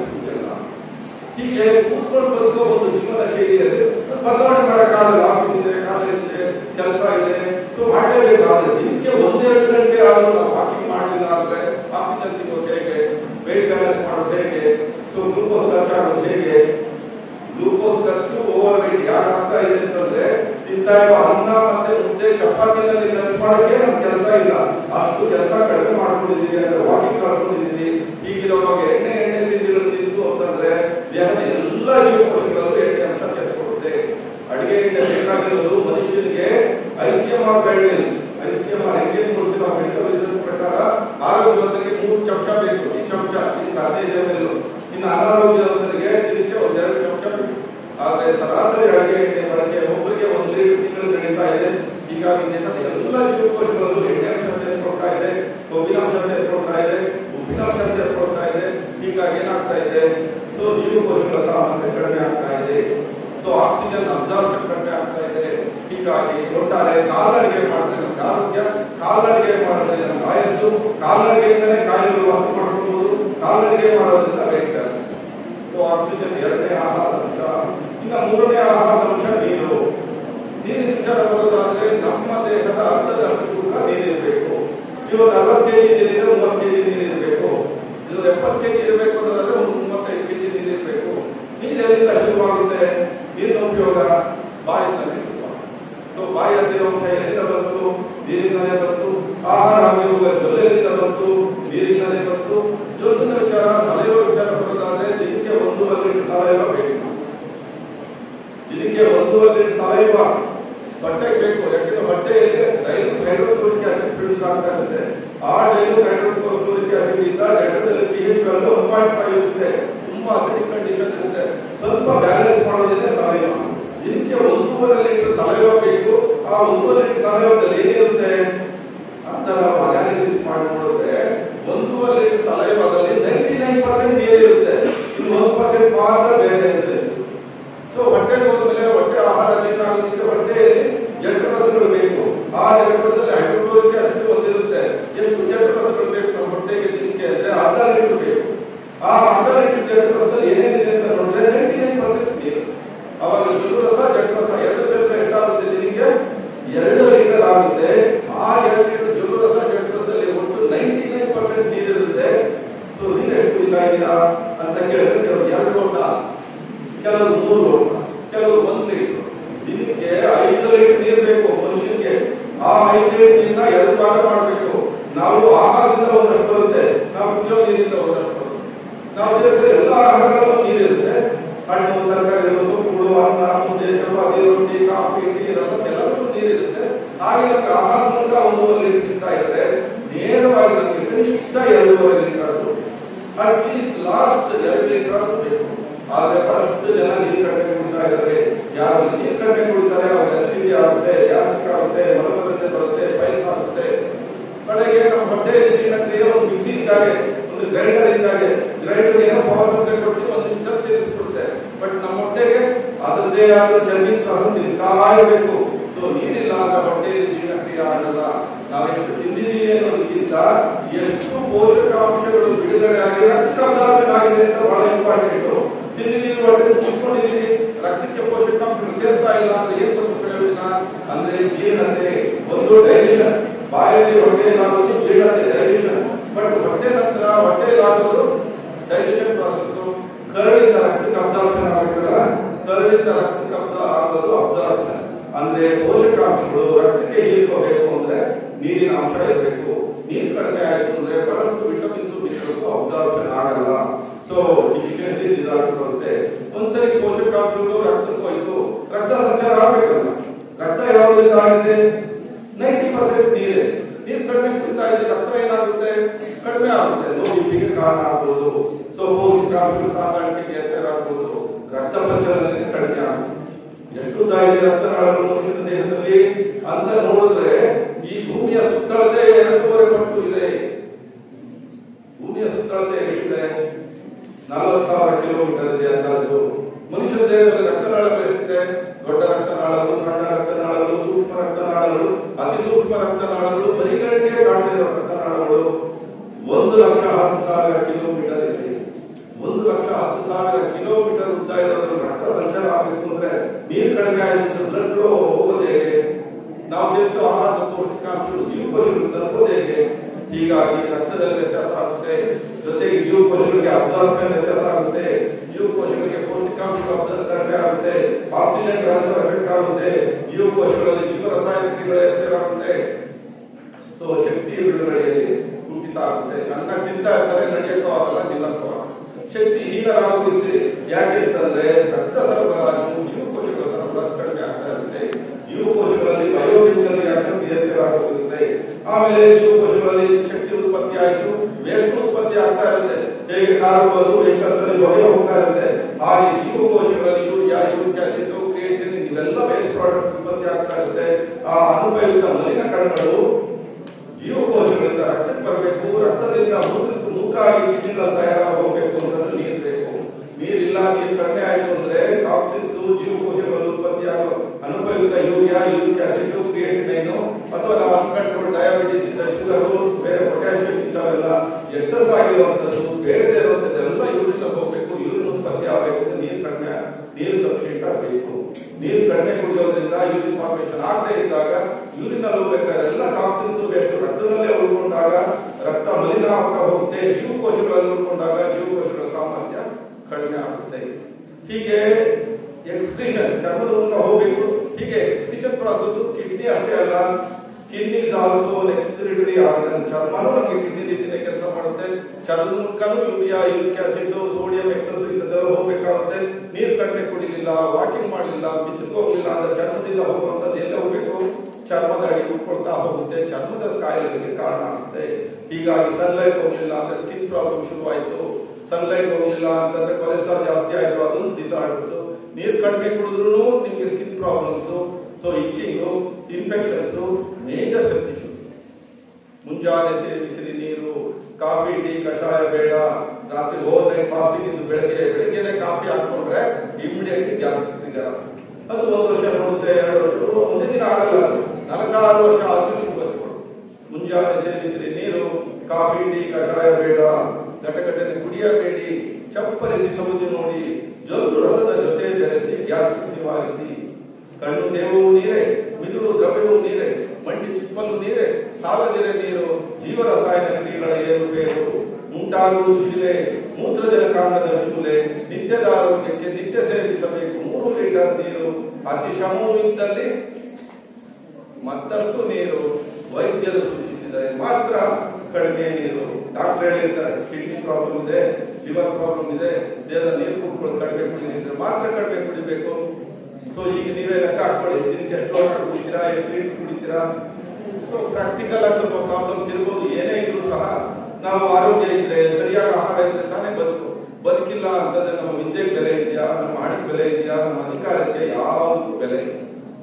ಸೊ ಹಣ ಅಧಿಕಾರ ಬೆಲೆ ಇದ್ದಿದ್ರೆ ಮೈಕಲ್ ಜಾಕ್ಸನ್ ದೇಶಗಳೇ ಕೊಂಡ್ಕೊಂಡ್ಬೋದಾಗಿತ್ತು, ಮನೆಯೇ ಸೂಪರ್ ಸ್ಪೆಷಾಲಿಟಿ ಹಾಸ್ಪಿಟಲ್ ಆಗಿತ್ತು, ಸಾಧ್ಯನಾ? ಸೊ ಆರೋಗ್ಯವನ್ನ ಕೊಂಡ್ಕೊಳ್ಳೋಕೆ ಸಿಗಲ್ಲ. ಕಾಯಿಲೆಗಳಿಗೆ ಚಿಕಿತ್ಸೆ ಪಡಿಬಹುದು, ಬಟ್ ಆರೋಗ್ಯವನ್ನು ಕೊಂಡ್ಕೊಳ್ಳೋಕ್ಕಾಗಲ್ಲ. ಆರೋಗ್ಯನ ಪ್ರತಿದಿನ ಪ್ರತಿ ಕ್ಷಣ ನಮ್ಮ ಬದುಕಿನ ಭಾಗಾಗಿ ಆರೋಗ್ಯವನ್ನು ಕಾಪಾಡ್ಕೋಬೇಕು. ಆ ಆರೋಗ್ಯವನ್ನು ನಾವು ಆಹಾರದಿಂದನೇ ತಗೋಬೇಕು. ಆಹಾರ ಅಂದ್ರೆ ಬರೀ ತಿನ್ನೋದಷ್ಟೇ ಅಲ್ಲ, ಬಿಸಿಲು ನಮ್ಮ ಮೊದಲನೇ ಆಹಾರ.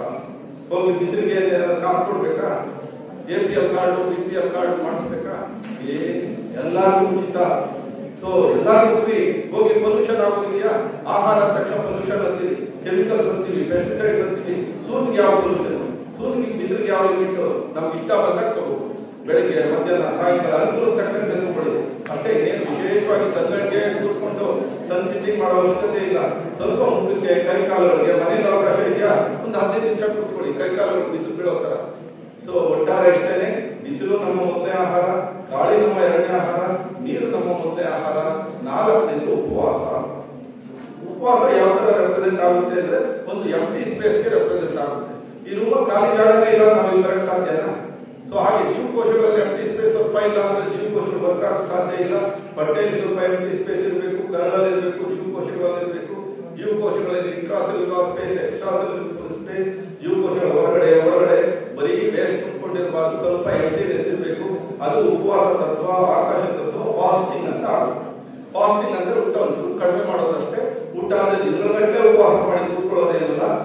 ಅಂತಂತಂದ್ರೆ ಉಪವಾಸ ಅಂತಂದ್ರೆ ಹಸಿವಿಟ್ಕೊಂಡು ಊಟ ಮಾಡೋದು.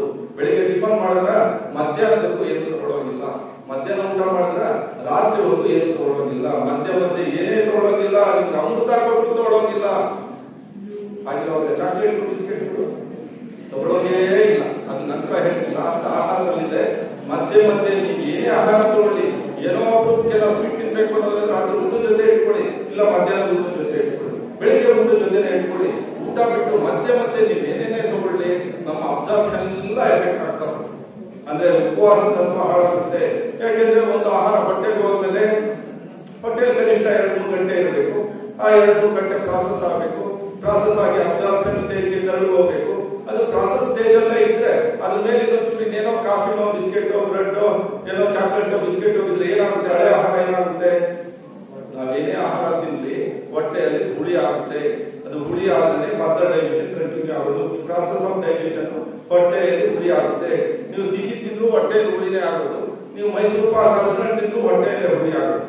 ನೀವೇನೇ ತಿಂದು ಹುಳಿ ಆಗಿರೋ ಆಹಾರಕ್ಕೆ ನೀವು ಅದು ಜೀರ್ಣ ಆಗೋದು ಇನ್ನೊಂದು ಆಹಾರ ತಿಂದ್ರೆ ಹಳೆ ಹುಳಿ ಹೊಸ ಹುಳಿ ಇವೆರಡು ಸೇರಿದ್ರೆ ಅಲ್ಲಿ ಗ್ಯಾಸ್ ಫಾರ್ಮೇಶನ್ ಆಗುತ್ತೆ. ಸೊ ಏನೋ ವರ್ಷಕ್ಕೂ 6 ತಿಂಗಳು 3 ತಿಂಗಳು ಒಂದ್ಸರಿನ ದಿನನಿತ್ಯ ದಿನ ಯಾವುದೋ ಒಂದಿನ ವರ್ಷಪೂರ್ತಿ ಜೀವನ ಎಲ್ಲ ಹಿಂಗೆ ನಡೆದಾಗ ಏನಾಗುತ್ತೆ, ನಮ್ಮ ಅಬ್ಸರ್ಪ್ಷನ್ ಪ್ರಾಸೆಸ್ ಎಲ್ಲ ಕಡಿಮೆ ಆಗುತ್ತೆ. ನೀವೇನೇ ಆಹಾರ ತಿಂದು ವರ್ಕೌಟ್ ಆಗಲ್ಲ, ನೀವೇನೇ ಅಮೃತ ತಿಂದು ವರ್ಕೌಟ್ ಆಗಲ್ಲ. ಯಾಕೆಂದ್ರೆ ಲೈಫ್ ಸ್ಟೈಲ್ ಅನ್ನೋದು ಬಹಳ ಇಂಪಾರ್ಟೆಂಟ್. ಒಂದ್ಸರಿ ತಿಂದ್ಮೇಲೆ ಮತ್ತೆ ಜೀರ್ಣ ಆಗೋದು ಏನು ತಗೋಬಾರ್ದು. ಸೊ ಮತ್ತೆ ಹೀಗೆ ಪದೇ ಆಹಾರ ತಿನ್ನೋದು ವರ್ಸ್ಟ್ ಪ್ರಾಕ್ಟೀಸ್. ಅದರಲ್ಲೂ ವಿಶೇಷವಾಗಿ ಮನುಷ್ಯ ತಿಂತಾ ಇರೋದು ಯಾವ್ದು ಆಹಾರಗಳು ಹೈ ಕ್ಯಾಲರಿ ಫುಡ್ಸ್. ಯಾವ ಹೈ ಕ್ಯಾಲರಿ ಫುಡ್ಸ್? ಪ್ರಾಣಿಗಳು ತಿನ್ನೋ ಹುಲ್ಲಲ್ಲಿ ಸೊಪ್ಪಲ್ಲಿ ಎಷ್ಟು ಕ್ಯಾಲರಿ ಇರುತ್ತೆ? ಮ್ಯಾಕ್ಸಿಮಮ್ 10 ಕ್ಯಾಲರೀಸ್ ಪರ್ 100 ಗ್ರಾಮ್ಸ್ ಇರುತ್ತೆ. ಓನ್ಲಿ 10 ಕ್ಯಾಲರೀಸ್ ಪರ್ 100 ಗ್ರಾಮ್ಸ್ ಏನು ಹುಲ್ಲು ಸೊಪ್ಪಲ್ಲಿ. ಬಟ್ ನಾವು ತಿಂತಾ ಇರೋ ಆಹಾರಗಳಲ್ಲಿ ತರಕಾರಿಗಳಲ್ಲಿ ಮಾತ್ರ 10-20 ಕ್ಯಾಲರಿ ಅಷ್ಟೇನೆ, ಹಣ್ಣುಗಳಲ್ಲೂ ಒಂದು 50 ಕ್ಯಾಲರಿ ಇರುತ್ತೆ. ಬಟ್ ಮನುಷ್ಯ ತಿನ್ನೋದು ಲೋ ಕ್ಯಾಲರಿ ಫುಡ್ ಅಲ್ಲ, ವೆರಿ ಹೈ ಕ್ಯಾಲರಿ. ಯಾವುದು?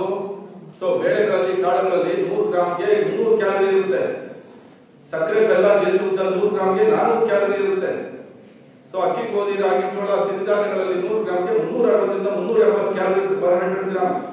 ಇನ್ನು ತೆಂಗಿನಕಾಯಿ ಬಾದಾಮಿ ಗೋಡಂಬಿ ಪಿಸ್ತಾ ವಾಲ್ನಟ್ ಅಲ್ಲಿ 100 ಗ್ರಾಮ್ಗೆ 500 ಕ್ಯಾಲರಿ ಇರುತ್ತೆ.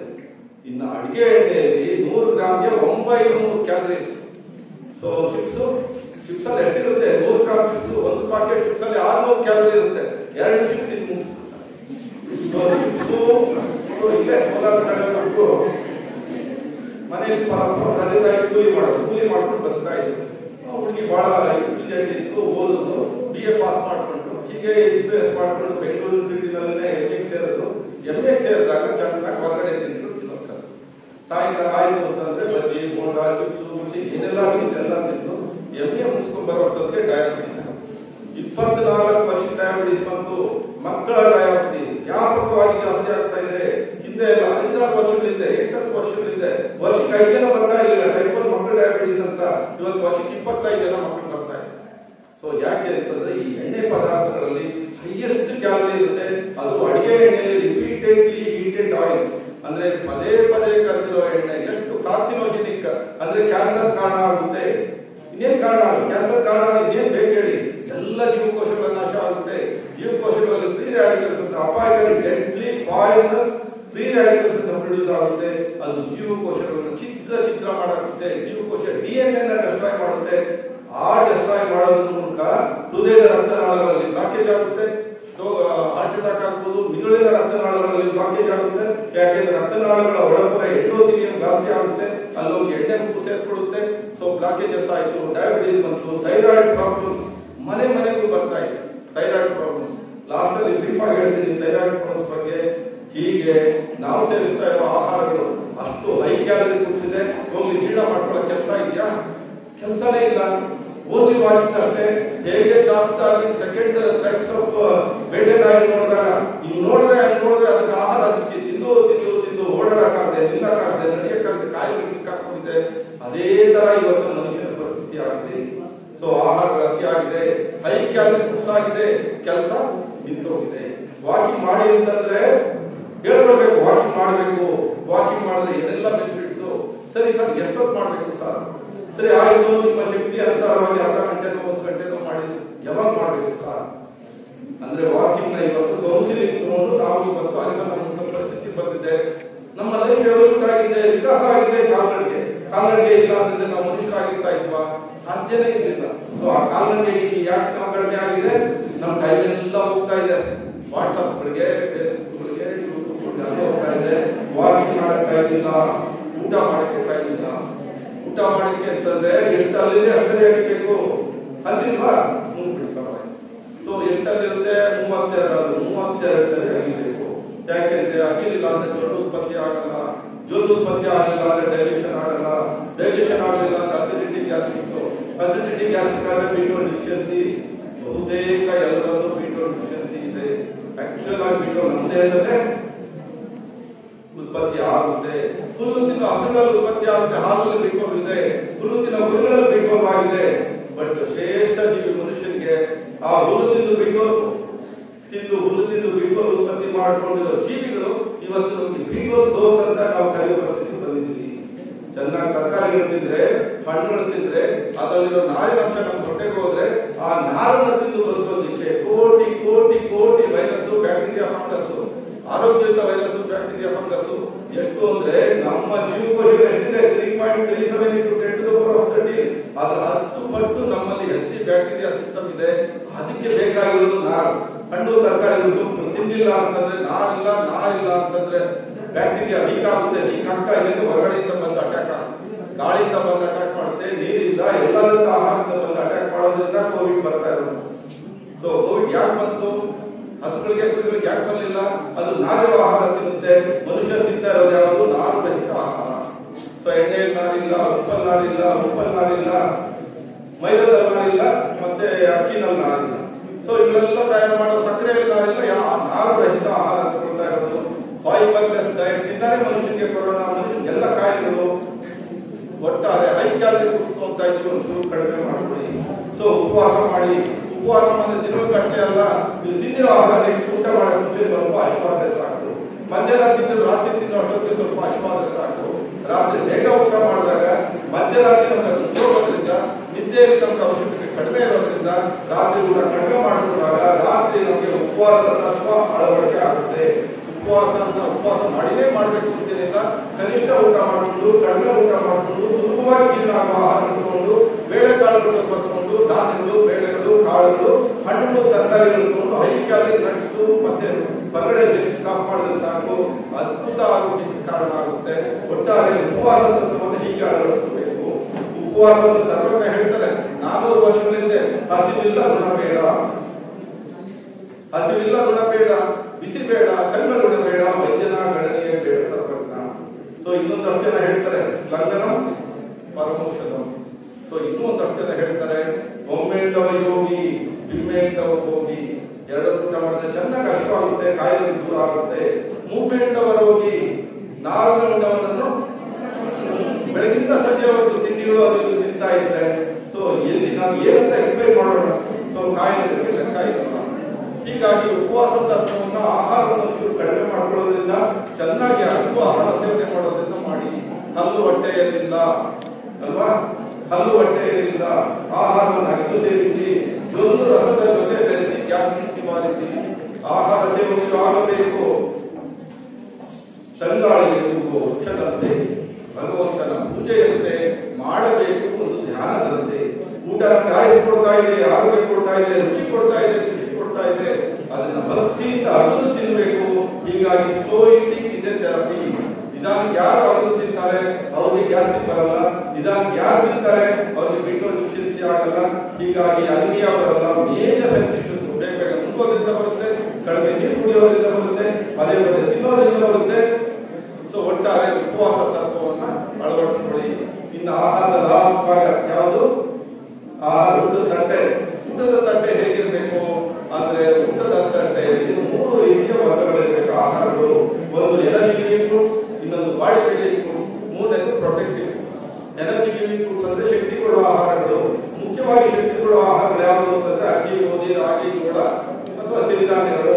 ಇವು ಬೇಸಿಕ್ ಆಗಿ ಸಿರಿಯಲ್ಸ್, ಇವು ಮುಖ್ಯವಾಗಿ ನಾವು ಶಕ್ತಿ ಕೊಡುವಂತದ್ದು. ಸಾವಿರಾರು ವರ್ಷಗಳಿಂದ ಬೇಸಿಕ್ ಆಗಿ ನಾವು ಡಿಪೆಂಡ್ ಆಗೋದ್ರಿಂದ ನಮ್ಮ ಶಕ್ತಿಗೋಸ್ಕರ ಧಾನ್ಯಗಳು. ಸೊ 50 ವರ್ಷಗಳಿಂದ ಈ ರೀತಿ ಎಣ್ಣೆ ಇತ್ತ, ಸಕ್ಕರೆ ಇತ್ತ, ನಟ್ಸ್ ಇಂತ ಡ್ರೈ ಫ್ರೂಟ್ಸ್ ನಟ್ಸ್ ಇಂತ ಕಣ್ಣು ಕೇಳಲಿಸ್ತಾ ಇರ್ಲಿಲ್ಲ. ಬಾದಾಮಿ, ಗೋಡಂಬಿ, ಪಿಸ್ತಾ, ವಾಲ್ನಟ್, ಈಗ ಹುಲ್ಲೋರ್ಗು ಡ್ರೈ ಫ್ರೂಟ್ಸ್ ನಟ್ಸ್. ಸೊ ಅನ್ನ ತಿಂದು ಖರ್ಚು ಮಾಡಕ್ಕೆ ಕೆಲಸ ಇಲ್ಲ. ಡ್ರೈ ಫ್ರೂಟ್ಸ್ ನಟ್ಸ್ ತಿಂದ್ಕೊಂಡು ಕಾಯಿಲೆಗಳು ತರಿಸ್ಕೊಳ್ಳೋದು ಅಷ್ಟೇನೆ. ಸೊ ಆಹಾರ ಎಲ್ಲ ವಸ್ತುಗಳು ಬೇಕು ನಮ್ಗೆ. ಶಕ್ತಿ ಕೊಡುವ ಆಹಾರಗಳು ಬೇಕು. ಶಕ್ತಿ ಕೊಡುವ ಆಹಾರಗಳಲ್ಲಿ ಧಾನ್ಯಗಳು ಮುಖ್ಯವಾಗಿರುವಂತದ್ದು. ಅಡಿಗೆ ಎಣ್ಣೆ ಬಹಳ ಅಲ್ಪ ಪ್ರಮಾಣದಲ್ಲಿ, ಸಿಹಿ ಪದಾರ್ಥಗಳು ಬಹಳ ಅಲ್ಪ ಪ್ರಮಾಣದಲ್ಲಿ ತಗೋಬೇಕು. ಇನ್ನ ಗೆಡ್ಡೆ ಗೆಣಸುಗಳು ಅಂತಂದ್ರೆ ಕ್ಯಾರೆಟ್, ಬೀಟ್ರೂಟ್, ಆಲೂಗಡ್ಡೆ, ಸಿಹಿಗೆಣಸು, ಇದು ಸಹ ಹೆಚ್ಚು ಶಕ್ತಿ ಕೊಡುವ ಆಹಾರಗಳು. ಇವು ನಮ್ಗೆ ಸ್ವಲ್ಪ ಬೇಕು. ಅಂದ್ರೆ ಶಕ್ತಿ ಕೊಡುವ ಆಹಾರಗಳಲ್ಲಿ 4 ಫ್ರೂಟ್ಸ್ ಇದೆ, ಸಬ್ ಫ್ರೂಟ್ಸ್. 1 ಧಾನ್ಯಗಳು, 2 ಅಡಿಗೆ ಎಣ್ಣೆ, 3 ಸಿಹಿ ಪದಾರ್ಥಗಳು, 4ನೇದು ಗೆಡ್ಡೆ ಗೆಣಸು. ಬಟ್ ಚರಿತ್ರೆಯಲ್ಲಿ ಮಾನವನ ಇತಿಹಾಸದಲ್ಲಿ ಅಡಿಗೆ ಎಣ್ಣೆ ಯಾವತ್ತೂ ಸೋರ್ಸ್ ಆಫ್ ಎನರ್ಜಿ ಅಂತ ಪಡಿಕಟ್ಟಪಟ್ಟಿರಲಿಲ್ಲ. ಇವತ್ತೇನಾಗಿದೆ, ಕುಕಿಂಗ್ ಆಯಿಲ್ ಇದೆ ಸೋರ್ಸ್ ಆಫ್ ಎನರ್ಜಿ ಅಂತ ಡಿಕ್ಲರೇಷನ್ ಮಾಡೋ ಲೆವೆಲ್ ಹೋಗಿದೆ, ಡಿಕ್ಲರೇಷನ್ ಆಗಿದೆ. ಆ ಪ್ರಮಾಣದಲ್ಲಿ ಅಡಿಗೆ ಎಣ್ಣೆ ಬಳಕೆ ಆಗ್ತಾ ಇದೆ. ಎಲ್ಲ ಕಾಯಿಲೆಗಳಿಗೆ ಮೊದಲನೇ ಕಾರಣ ಆಹಾರ ವಿಚಾರ ಬರೋದಾದ್ರೆ ಅದು ಅತಿಯಾದ ಅಡಿಗೆ ಎಣ್ಣೆ. ಕಡಿಮೆ ಮಾಡ್ಕೊಳ್ಳಿ. ಸಿಹಿ ಬೇಕೇ ಬೇಕು. ಹುಟ್ಟಿನಿಂದ ಸಾಗವರೆಗೂ ಸಿಹಿ ಬೇಕು. ಆದ್ರೆ ಎಷ್ಟು ಬೇಕು? ಸಕ್ಕರೆ ನಾಲಿಗೆಗೆ ಸಿಹಿ, ಬದುಕಿಗೆಲ್ಲ ಕಾಯಿಲೆಗಳ ಕಹಿ, ದೃಷ್ಟಿಮಾಂದ್ಯತೆ, ದೃಷ್ಟಿಹೀನತೆ, ಕುಂಠಿತ ರೋಗ ನಿರೋಧಕತೆ, ನೆನಪಿನ ಶಕ್ತಿಯ ನಾಶ, ಕೊಬ್ಬಾಗಿ ಬದಲಾಗುವ ಅವಕಾಶ, ಸಕ್ಕರೆ, ಬೀಜ ವಿಷ, ನಾಲಿಗೆಗಷ್ಟೇ ಸಿಹಿ, ಬದುಕಿಗೆಲ್ಲ ಕಾಯಿಲೆಗಳ ಕಹಿ. ಇನ್ನ ಗೆಡ್ಡೆ ಗೆಣಸುಗಳನ್ನ ಕ್ಯಾರೆಟ್, ಬೀಟ್ರೂಟ್, ಆಲೂಗಡ್ಡೆ ಸಹಜವಾಗಿ ತಗೊಳ್ಳಿ. ಇನ್ನ ಬಾಡಿ ಬಿಲ್ಡಿಂಗ್ ಫುಡ್ಸ್, ದೇಹ ತೂಕ ಜಾಸ್ತಿ ಮಾಡೋದು ಸಹಜವಾಗಿ. ದೇಹದ ತೂಕ ಅಂತಂದಾಗ ಸೊ ಮಕ್ಕಳು 3 kg ತೂಗ್ತಾರೆ. ಆವರೇಜ್ ಇಂಡಿಯನ್ ಬರ್ತ್ ವೇಟ್. ಸೊ 1 ವರ್ಷ ಮಗು ಆಗೋಷ್ಟೊತ್ತಿಗೆ 10 kg ಆಗಬೇಕು. 10 ವರ್ಷ ಆಗೋಷ್ಟೊತ್ತಿಗೆ 30 kg ಆಗಬೇಕು. ಒಂದು 15-16 ವರ್ಷ ಆಗೋಷ್ಟೊತ್ತಿಗೆ ಕನಿಷ್ಠ 50-60 kg ಆಗಬೇಕು. ಈ ದೇಹದ ಬೆಳವಣಿಗೆಗೆ ಸ್ವಲ್ಪ ಪ್ರೋಟೀನ್ ಬೇಕು. ಆ ಪ್ರೋಟೀನ್ ಬೇಳೆಗಳು, ಕಾಳುಗಳು ಮುಖ್ಯವಾಗಿದೆ. ಯಾಕೆಂದ್ರೆ ಬೇಳೆಕಾಳುಗಳಲ್ಲಿ ಹೈ ಪ್ರೋಟೀನ್ ಇರುತ್ತೆ, ಫ್ಯಾಟ್ 1 or 2% ಇರುತ್ತೆ. ಕೊಬ್ಬಿನಾಂಶ 1-2 ಗ್ರಾಮ್ ಇರುತ್ತೆ ಬೇಳೆಕಾಳುಗಳಲ್ಲಿ. ಸೊ ಪ್ರೋಟೀನ್ 15-20 ಗ್ರಾಮ್ ಇರುತ್ತೆ. ಆದ್ರೆ ಎಣ್ಣೆ ಬೀಜಗಳು ಅಂತ ಬಂದಾಗ ಕಳೆ ಬೀಜ, ಬಾದಾಮಿ, ಗೋಡಂಬಿ, ಅದರಲ್ಲಿ high fat and high protein. ಹೆಚ್ಚಿಗೆ ಪ್ರೋಟೀನು ಇದೆ, ಹೆಚ್ಚಿಗೆ ಕೊಬ್ಬಿನಾಂಶನೂ ಇದೆ. ಅದನ್ನ ಲಿಮಿಟ್ ಆಗಿ ಬಳಸ್ಕೋಬೇಕು. ಇನ್ನು ಮಾಂಸಾಹಾರ ಅಭ್ಯಾಸ ಇದೆ ತಗೋಬಹುದು, ಬಟ್ ಲಿಮಿಟ್ ಆಗಿ ತಗೊಳ್ಳಿ. ಸೊ ಹಿಂದೆಲ್ಲ ವರ್ಷಕ್ಕೆ 4 ಸರಿ ನೋಡ್ತಾ ಇದ್ರು ಅಷ್ಟೇ. ನಾವು ನಾನ್ ವೆಜ್ ಅಂದ್ರೆ ಈಗ ವಾರಕ್ಕೆ 4 ಸರಿ ಮಾಡ್ತೀವಿ. ಸೊ ಅದು ಸಮಸ್ಯೆಗೆ ಕಾರಣ ಆಗುತ್ತೆ. ನಾನ್ ವೆಜ್ ಅಲ್ಲಿ ಸ್ಯಾಚುರೇಟೆಡ್ ಫ್ಯಾಟ್ ಅಂದ್ರೆ ಬಹಳ ಸುಲಭವಾಗಿ ರಕ್ತನಾಳಗಳಲ್ಲಿ ಗಟ್ಟಿ ಆಗುವ ಕೊಬ್ಬಿನಾಂಶ ಹೆಚ್ಚಿಗೆ ಇರುತ್ತೆ. ಅಭ್ಯಾಸ ತಗೊಳ್ಳಿ, ಬಟ್ ಲಿಮಿಟ್ ಆಗಿ ತಗೊಳ್ಳಿ. ಸೊ ಈಗ ಹಾಲು ಆಹಾರದ ಭಾಗ ಆಗಿದೆ. ಸೊ ಯಾವ ಜೀವಿಗಳು ಹಾಲನ್ನ ಕುಡಿಯಲ್ಲ, ಅದರಲ್ಲೂ ತಾಯಿ ಹಾಲು ಬಿಡ್ಬೇಕಂತ ಯಾವ ಜೀವಿಗಳು ಹಾಲು ಕುಡಿಯಲ್ಲ. ಹಾಗಿರುವಾಗ ಹಸುವಿನ ಹಾಲನ್ನ ಹೆಚ್ಚಿಗೆ ಕುಡಿದ್ರೆ ಬಹಳ ಬೇಗ ವೆಯ್ಟ್ ಗೇನ್ ಆಗ್ತಾರೆ. ಬಟ್ ಅದು ಸಮಸ್ಯೆಗಳಿಗೆ ಕಾರಣ ಆಗ್ಬೋದು. ಯಾಕೆಂದ್ರೆ ಒಂದು ಹಸು ಹುಟ್ಟಿರೋ ಕರು ಒಂದು 20 kg ತೂಗುತ್ತೆ. 20 kg ತೂಗೋ ಕರು 1 ವರ್ಷದಲ್ಲಿ 200 kg ತೂಕ ಗೇನ್ ಆಗುತ್ತೆ. ಆದ್ರೆ ಹುಟ್ಟಿರೋ ಮಗು 3 kg ಇರುತ್ತೆ, 1 ವರ್ಷದಲ್ಲಿ 10 kg ಆಗುತ್ತೆ. ಅಂದ್ರೆ 1 ವರ್ಷದಲ್ಲಿ ಮಗುವಿನ ತೂಕ ಅವರೇಜ್ 7 kg ಪ್ಲಸ್ ಆಗಬೇಕು. ಒಂದು ಕರುವಿನ ತೂಕ ಅವರೇಜ್ 170-180 kg ಅಷ್ಟು ವೆಯ್ಟ್ ಗೇನ್ ಆಗಬೇಕು. ಆ 1 ವರ್ಷದಲ್ಲಿ 170-180 ಗೇನ್ ಆಗಿರುತ್ತೆ. ಕಂಪ್ಲೀಟ್ ಆಗಿ ಮೆಚುರಿಟಿ ಆಗಬೇಕು ಅಂದ್ರೆ ಅವೆಲ್ಲ ಗ್ರೋತ್ ಹಾರ್ಮೋನ್ಸ್ ಹಸುವಿನ ಹಾಲಲ್ಲಿದೆ. ಆದ್ರೂ ಇವತ್ತು ಹಾಲು ನಮ್ಮ ಆಹಾರದ ಭಾಗ ಆಗಿದೆ. ಅದನ್ನ ಮಾಡರೇಟ್ ಆಗಿ ತಗೊಳ್ಳಿ. 180 ತಗೊಳ್ಳಿ, ತೊಂದರೆ ಇಲ್ಲ. ಸೊ ಒಳ್ಳೆಯದು. ತುಂಬಾ ಹೆಚ್ಚಿಗೆ ತಗೊಂಡ್ರೆ ಸಮಸ್ಯೆಗಳಿದೆ. ಒಟ್ಟಾರೆ ಬಾಡಿ ಬಿಲ್ಡಿಂಗ್ ಫುಡ್ಸ್ ಅಲ್ಲಿ ಬೇಳೆಗಳು, ಕಾಳುಗಳು, ನಾನ್ ವೆಜ್ ಮತ್ತೆ ಎಣ್ಣೆ ಬೀಜಗಳು ಬರುತ್ತೆ. ಇನ್ನು ಲಾಸ್ಟ್ ಅಲ್ಲಿ ಹಣ್ಣು ತರಕಾರಿಗಳನ್ನ ಪ್ರೊಟೆಕ್ಟಿವ್ ಫುಡ್ಸ್ ಅಂತಾರೆ. ಜೀವರಕ್ಷಕ ಆಹಾರಗಳು ಜೀವಕೋಶಗಳನ್ನ ರಕ್ಷಣೆ ಮಾಡುತ್ತೆ. ಹೇಗೆ ರಕ್ಷಣೆ ಮಾಡುತ್ತೆ ಜೀವಕೋಶಗಳನ್ನ? ಅಂದ್ರೆ ಈಗ ಒಂದು ದೇಶದಲ್ಲಿ ಮಿಲಿಟರಿ ವ್ಯವಸ್ಥೆ ಯಾವ ರೀತಿ ಇರುತ್ತೆ? ಏರ್ ಫೋರ್ಸ್ ಇದೆ, ಆರ್ಮಿ ಇದೆ, ನೇವಿ ಇದೆ, ಅದರ ಜೊತೆಗೆ ಇನ್ನು ಬಹಳಷ್ಟಿದೆ. ಇದೆಯಾ? BSF ಇದೆ, ITBP ಇದೆ, ಆಮೇಲೆ ಇನ್ನು ಬಹಳಷ್ಟಿದೆ. ಅಂದ್ರೆ ಎಲ್ಲವೂ ಸೇರಿ ಒಂದು ದೇಶದ ರಕ್ಷಣೆಯನ್ನು ಸಮಗ್ರವಾಗಿ ಕಾಪಾಡುವಾಗ ನಮ್ಮ ದೇಶಕ್ಕೆ ವಿಟಮಿನ್ಗಳು, ಮಿನರಲ್ಸ್ ಬೇಕು. ಯಾವ ವಿಟಮಿನ್ಸ್ ಬೇಕು? Vitamin A, B1, B2, B3, B5, B6, B9, B12, vitamin C, vitamin D, vitamin E, vitamin K, ಹಾಗೆ ಖನಿಜಾಂಶಗಳು iron, sodium, potassium, magnesium, manganese, copper, selenium ಇವೆಲ್ಲವೂ ನಮಗೆ ಪ್ರೊಟೆಕ್ಷನ್ ಕೊಡುವಂತದ್ದು, ರೋಗ ನಿರೋಧಕ ಶಕ್ತಿ ಕೊಡುವಂತದ್ದು. ಒಂದು ದೇಶಕ್ಕೆ ಮಿಲಿಟರಿ ವ್ಯವಸ್ಥೆ ಏನ್ ಮಾಡುತ್ತೆ? ನಮ್ಮ ದೇಶಕ್ಕೆ ಇಂಟರ್ನಲ್ ಡಿಫೆನ್ಸ್ ಮೆಕ್ಯಾನಿಸಮ್, ಆಂತರಿಕ ಸ್ವಯಂ ರಕ್ಷಣೆ ಬಲಪಡಿಸೋದೇ ವಿಟಮಿನ್ಗಳು, ಖನಿಜಾಂಶಗಳು, ಆಯಸ್ಸು ಕೊಡುವಂತದ್ದು, ಆರೋಗ್ಯ ಕೊಡುವಂತದ್ದು, ಕಾಯಿಲೆಗಳು ಬರೋದನ್ನು ತಡೆಯುವಂತದ್ದು, ಕಾಯಿಲೆಗಳು ಬಂದಿದ್ರೆ ವಾಸಿ ಮಾಡುವಂತದ್ದು ಈ ಹಣ್ಣು ತರಕಾರಿಗಳಲ್ಲಿದೆ. ಹಣ್ಣು ತರಕಾರಿ ಸೊಪ್ಪುಗಳಲ್ಲಿ ನಾರಿನಂಶ ಇದೆ. ಹಣ್ಣು ತರಕಾರಿ ಸೊಪ್ಪುಗಳಲ್ಲಿ ಬಣ್ಣಗಳಿದೆ. ಎಷ್ಟು ಪವರ್ಫುಲ್ ಬಣ್ಣಗಳು ಅಂತಂದ್ರೆ ಹಣ್ಣು ತರಕಾರಿಗಳಲ್ಲಿರುವ ಬಣ್ಣಗಳು, ಆರೆಂಜ್ ಕಲರ್ ಇರ್ಬೋದು, ರೆಡ್ ಕಲರ್ ಅಥವಾ ಗ್ರೀನ್ ಕಲರ್, ಬ್ಲೂ ಕಲರ್, ಯಾವುದೇ ಬಣ್ಣ ಇದೆ, ಹಣ್ಣುಗಳಲ್ಲಿ ತರಕಾರಿಗಳಲ್ಲಿರುವ ಬಣ್ಣಗಳು ಕ್ಯಾನ್ಸರ್ ವಾಸಿ ಮಾಡೋ ತರ, ವಾಸಿ ಮಾಡೋ ಪವರ್ಫುಲ್ ಆಗಿದೆ. ವಿಶೇಷವಾಗಿ ಕ್ಯಾನ್ಸರ್ ಬರದೇ ಇರೋ ತರ ಪ್ರೊಟೆಕ್ಷನ್ ಕೊಡೋ ಬಣ್ಣಗಳಲ್ಲಿದೆ. ಆದ್ರೆ ಬಾಟಲಿಗಳಲ್ಲಿರೋ ಬಣ್ಣಗಳು ಕ್ಯಾನ್ಸರ್ ತಂದುಕೊಡುತ್ತೆ, ಡಯಾಬಿಟಿಸ್ ತಂದುಕೊಡುತ್ತೆ, BP ತಂದುಕೊಡುತ್ತೆ, ಹಾರ್ಟ್ ಪ್ರಾಬ್ಲಮ್ ತಂದುಕೊಡುತ್ತೆ, ಲೈಫ್ ನೇ ಕಸಿದ್ಕೊಂಡು ಬಿಡುತ್ತೆ ಬಾಟಲಿಗಳಲ್ಲಿರೋ ಬಣ್ಣಗಳು. ಸೊ ಬಣ್ಣಗಳು ಬೇಕಾಗಿರೋ ಹಣ್ಣು ತರಕಾರಿ ಸೊಪ್ಪುಗಳಲ್ಲಿರೋ ಬಣ್ಣಗಳು ಬೇಕು. ಅದಕ್ಕೆ ಹಣ್ಣು ತರಕಾರಿ ಸೊಪ್ಪುಗಳನ್ನ ಪ್ರೊಟೆಕ್ಟಿವ್ ಫುಡ್ಸ್ ಅಂತಾರೆ, ಜೀವರಕ್ಷಕ ಆಹಾರಗಳು ಅಂತಾರೆ. ಹಣ್ಣು ತರಕಾರಿ ಸೊಪ್ಪುಗಳಲ್ಲಿ ಬಣ್ಣಗಳಿದೆ, ಹಣ್ಣು ತರಕಾರಿ ಸೊಪ್ಪುಗಳಲ್ಲಿ ನಾರಿನಾಂಶ ಇದೆ, ಹಣ್ಣು ತರಕಾರಿ ಸೊಪ್ಪುಗಳಲ್ಲಿ ವಿಟಮಿನ್ಸ್ ಮಿನರಲ್ಸ್ ಇದೆ. ಎಲ್ಲದಕ್ಕಿಂತ ಮೀರಿ ಇತ್ತೀಚೆಗೆ ಸಂಶೋಧನೆ ಮಾಡ್ತಾ ಇದ್ದಾರೆ, ಹಣ್ಣು ತರಕಾರಿ ಸೊಪ್ಪುಗಳಲ್ಲಿ ಆಂಟಿ ಆಕ್ಸಿಡೆಂಟ್ಸ್ ವಿಶೇಷವಾದ ಅಂಶಗಳಿದೆ. ಆಂಟಿ ಆಕ್ಸಿಡೆಂಟ್ಸ್ ಅಂತಂದ್ರೆ ಜೀವಕೋಶಗಳಿಗೆ ಒಂದು ಮೋಸ್ಟ್ ಪವರ್ಫುಲ್ ಪ್ರೊಟೆಕ್ಷನ್ ಸಿಸ್ಟಮ್. ಹೇಗೆ ನಮ್ಮಲ್ಲಿ ಇತ್ತೀಚೆಗೆ S-400 ಕೊಡ್ತಲ್ಲ, ಆಕಾಶ ಕೊಡ್ತಲ್ಲ, ಎಷ್ಟು ಪ್ರೊಟೆಕ್ಷನ್ ಕೊಟ್ಟು, ಆ ತರ ನಮ್ಮ ಜೀವಕೋಶಗಳನ್ನು ನಾಶ ಮಾಡುವ ಅಂಶಗಳು ನಮ್ಮ ಆಹಾರದಲ್ಲಿದೆ. ಯಾವುದು ಜೀವಕೋಶಗಳನ್ನು ನಾಶ ಮಾಡುವ ಅಂಶಗಳು? ಬಿಸಿಲಿಗೆ ಹೋಗ್ತಾ ಇರೋದು, ಪದೇ ಪದೇ ತಿನ್ನೋದು, ಬಿಳಿ ಸಕ್ಕರೆ ತಿನ್ನೋದು, ಮತ್ತೆ ಬಾಟಲಿಗಳಲ್ಲಿರೋ ಬಣ್ಣಗಳು, ಆಮೇಲೆ ವಿಶೇಷವಾಗಿ ಅತಿಯಾಗಿರೋ ಉಪ್ಪು, ಇವೆಲ್ಲವೂ ನಮ್ಮ ದೇಹ ನಾಶ ಮಾಡುವ ಅಂಶಗಳು. ಇದಕ್ಕೆಲ್ಲ ಪ್ರೊಟೆಕ್ಷನ್ ಯಾವುದು ಅಂತ ಆಂಟಿ ಆಕ್ಸಿಡೆಂಟ್. ಈ ಆಂಟಿ ಆಕ್ಸಿಡೆಂಟ್ ಹಣ್ಣುಗಳಲ್ಲಿದೆ, ತರಕಾರಿಗಳಲ್ಲಿದೆ, ಸೊಪ್ಪುಗಳಲ್ಲಿದೆ.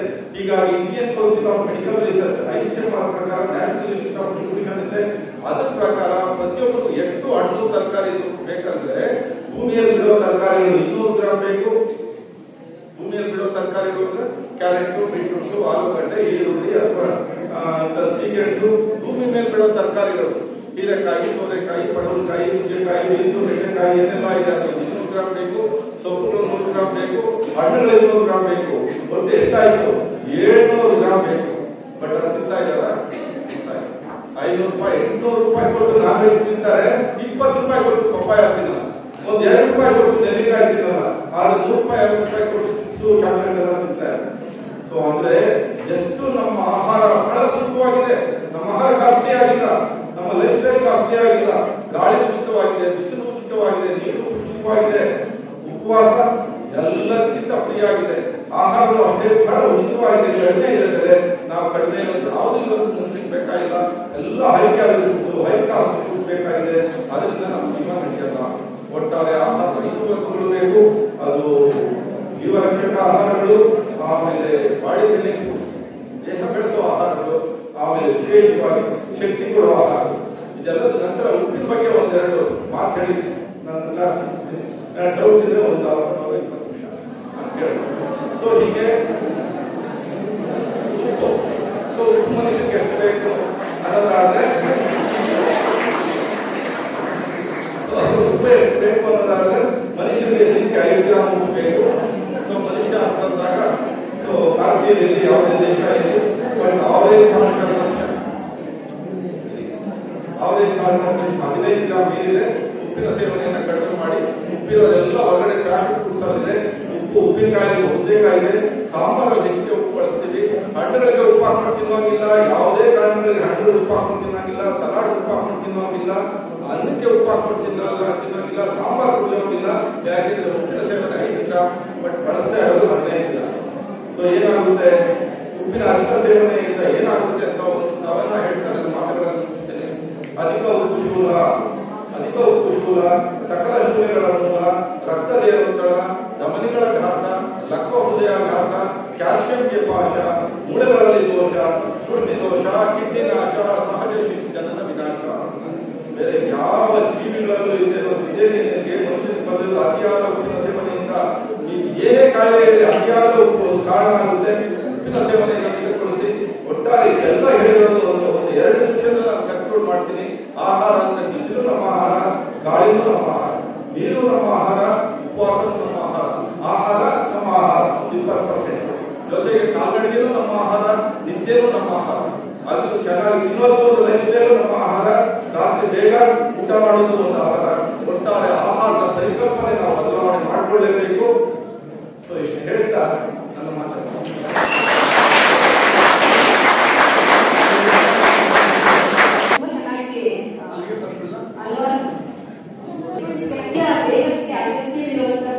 ಆಹಾರದ ನೆಲೆಗಳಲ್ಲಿ ತುಂಬಾ ಚೆನ್ನಾಗಿ ವಿಸ್ತಾರವಾಗಿ ಹೇಳಿದ್ದೀವಿ ಸರ್. ಆದ್ರೆ ಅಂದ್ರೆ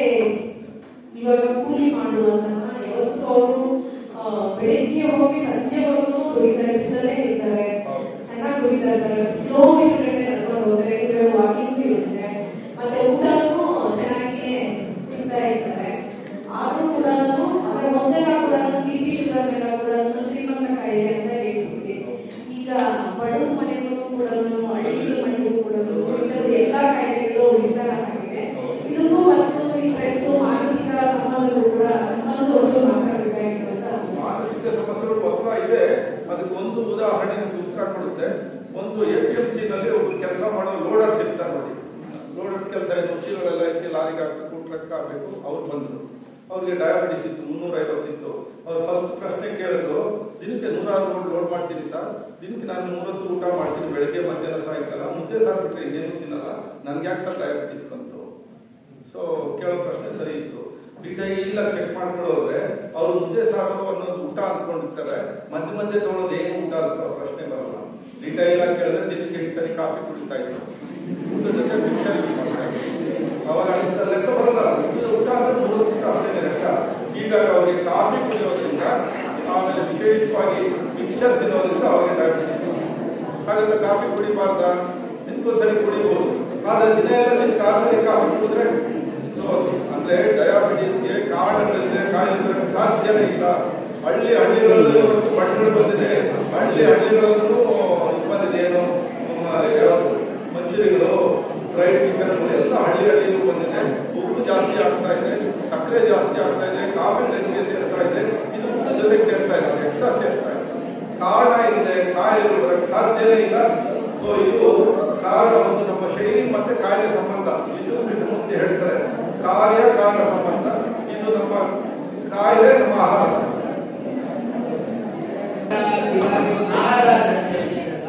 ಆಕ್ಚುಲಿ ಮೇಡಮ್ 80% ನಂದು ಕೇಳ್ಬಿಟ್ಟು ಇನ್ನೊಂದು 20% ನೀವು ಫುಡ್ ಅಲ್ಲಿ ಏನಂತ ಹೇಳಿದ್ರಲ್ಲ ಸರ್, ಅದಕ್ಕೆ ಇವಾಗ ಮುಂಚಿನ ಕಾಲದಲ್ಲಿ 50 ವರ್ಷ 40 ವರ್ಷ ಏನಿತ್ತು ಆರ್ಗಾನಿಕ್ ಫಾರ್ಮಿಂಗ್ ಇತ್ತು, ಅಂದ್ರೆ ಕೆಮಿಕಲ್ಸ್ ಯೂಸ್ ಮಾಡ್ತೀರಾ ಅದರಲ್ಲಿ ಮಾಡ್ತಾ ಇದ್ರು. ಇವಾಗ ಬೆಳೆ ಬೆಳಿಬೇಕು, ಹಣ ಬೇಕಂತ ಕೆಮಿಕಲ್ಸ್ ಯೂಸ್ ಮಾಡ್ತಾರೆ. ಅದರಲ್ಲಿ ಫುಡ್ ಅಲ್ಲಿ ಇವಾಗ ನಾವು ವೆಜಿಟೇಬಲ್ಸ್ ತಿಂದ್ರು, ನಮ್ ಚಿಕ್ಕವನಿದ್ದಾಗ ಇಷ್ಟಿತ್ತು ಸೊಪ್ಪು, ಇವಾಗ ನಮ್ಗಿಂತ ಹೋಗ್ತೈತೆ ಕೆಮಿಕಲ್ ಅಂತ. ಆಹಾರ 20% ಅಷ್ಟೇ. ಆ 20% ಸ್ವಲ್ಪ ಕೆಮಿಕಲ್ಸ್ ಇರ್ಬೋದು, ಫರ್ಟಿಲೈಸರ್ಸ್ ಇರ್ಬೋದು. 20% ಅಲ್ಲಿ ಸೂರ್ಯ ಬಿಸಿಲಿಗೆ ಯಾವ ಪೆಸ್ಟಿಸೈಡ್ ಇದೆ? ನೀರಿಗೆ 50 ವರ್ಷಗಳ ಹಿಂದೆ ನಾವು ಕುಡಿತಾ ಇದ್ದೀವಿ ನೀರಿಗಿಂತ ಇವತ್ತು ಶುದ್ಧವಾಗಿದೆ. 50 ವರ್ಷಗಳಿಂದ ಕೆರೆ ನೀರು, ಕುಂಟೆ ನೀರು ಇರ್ಬೋದು, ಕಾಲುವೆ ನೀರು, ನಿಂತಿನ ನೀರು, ದನಗಳು ತೊಳೆದಿರೋ ನೀರು, ಬಟ್ಟೆ ನೀರು ಸಹ ಕುಡಿತಾ ಇದ್ರು. ಇವತ್ತು ಆ ಪರಿಸ್ಥಿತಿ ಎಲ್ಲ ನೀರು ಶುದ್ಧವಾಗಿದೆ, ಗಾಳಿನೂ ಶುದ್ಧವಾಗಿದೆ. ಏನೋ ಸಿಟಿ ಮಾರ್ಕೆಟ್ ಮೆಜೆಸ್ಟಿಕ್ ಅಲ್ಲಿ ಗಾಳಿ ಸ್ವಲ್ಪ ಪೊಲ್ಯೂಷನ್ ಆಗಿರ್ಬೋದು, ಕೋಲಾರದಂತ ಪ್ರದೇಶದಲ್ಲಿ ಗಾಳಿನೂ ಏನು ಹಾಳಾಗಿಲ್ಲ. ಇನ್ನು ಉಪವಾಸಕ್ಕೆ ನೀವು ಶುದ್ಧತೆ ಇರೋದು 100%, 24 ಕ್ಯಾರೆಟ್ ಮಾಡಿದ್ದಾಗೆ. ಇನ್ನು ಆಹಾರದಲ್ಲಿ ಎಲ್ಲದಕ್ಕೂ ಪೆಸ್ಟಿಸೈಡ್ಸ್ ಇಲ್ಲ. ಕೆಲವು ಆಹಾರಗಳಲ್ಲಿ high pesticide fruits and vegetables ಇದೆ, ಕೆಲವು moderate pesticide fruits and vegetables ಇದೆ, ಕೆಲವು zero pesticide fruits and vegetables ಇದೆ. ಈಗ ಝೀರೋ ಪೆಸ್ಟಿಸೈಡ್ ಫ್ರೂಟ್ಸ್ ವೆಜಿಟೇಬಲ್ಸ್ ಆಹಾರ ನೋಡೋಣ. ರಾಗಿ ಬಂದು ನನ್ನ ಶುದ್ಧತೆಯನ್ನು 99% ಕಾಪಾಡಿಕೊಂಡಿದೆ. ರಾಗಿ 100% ನನ್ನ ಶುದ್ಧತೆಯನ್ನು ಕಾಪಾಡಿಕೊಂಡಿದೆ. ಯೂಸ್ ಮಾಡೋಣ. ಸೊ ಅಕ್ಕಿ ಸ್ವಲ್ಪ ಪೆಸ್ಟಿಸೈಡ್ ಬಳಸ್ತಾರೆ, ಕಡಿಮೆ ಮಾಡೋಣ. ಕಾಳುಗಳು ಸ್ವಲ್ಪ ಬೆಟರ್ ಯೂಸ್ ಮಾಡೋಣ. ಆಮೇಲೆ ಹುಣಸೆಕಾಯಿಗೆ ಪೆಸ್ಟಿಸೈಡ್ಸ್ ಇಲ್ಲ, ಕೆಮಿಕಲ್ಸ್ ಇಲ್ಲ, ಬೋರ್ವೆಲ್ ನೀರು ಕೂಡ ಬಿಡಬೇಕಾಗಿಲ್ಲ. ಹೀಗೆ ಕೆಲವು, ಆಮೇಲೆ ಹುರುಳಿ, ಹುಣಸೆ, ನೆಲ್ಲಿಕಾಯಿ, ಸೀತಾಫಲ, ರಾಮಫಲ, ಬೇರುಹಣ್ಣು, ಕೆಲವು ಹಣ್ಣುಗಳಿಗೆ ತರಕಾರಿಗಳಿಗೆ ನುಗ್ಗೆ ಸೊಪ್ಪು, ಕೆಲವು ಸೊಪ್ಪುಗಳಿಗೆ ನುಗ್ಗೆಕಾಯಿ ಪೆಸ್ಟಿಸೈಡ್ ತೀರಾ ಝೀರೋ. ಆ ಝೀರೋ ಪೆಸ್ಟಿಸೈಡ್ ಫ್ರೂಟ್ಸ್ ವೆಜಿಟೇಬಲ್ಸ್ ಆಹಾರ ಹೆಚ್ಚಿಗೆ ಕೊಡಿ. ಹೈ ಪೆಸ್ಟಿಸೈಡ್ ಫ್ರೂಟ್ಸ್ ವೆಜಿಟೇಬಲ್ಸ್ ಇದೆ, ಎಲೆಕೋಸು, ಹೂಕೋಸು, ಕ್ಯಾಪ್ಸಿಕಮ್, ಆಪಲ್ಸು, ದ್ರಾಕ್ಷಿ ಮತ್ತೆ ದಾಳಿಂಬೆ. ಇವು ಹೆಚ್ಚು ಪೆಸ್ಟಿಸೈಡ್ ಬಳಸಿ ಕಡಿಮೆ.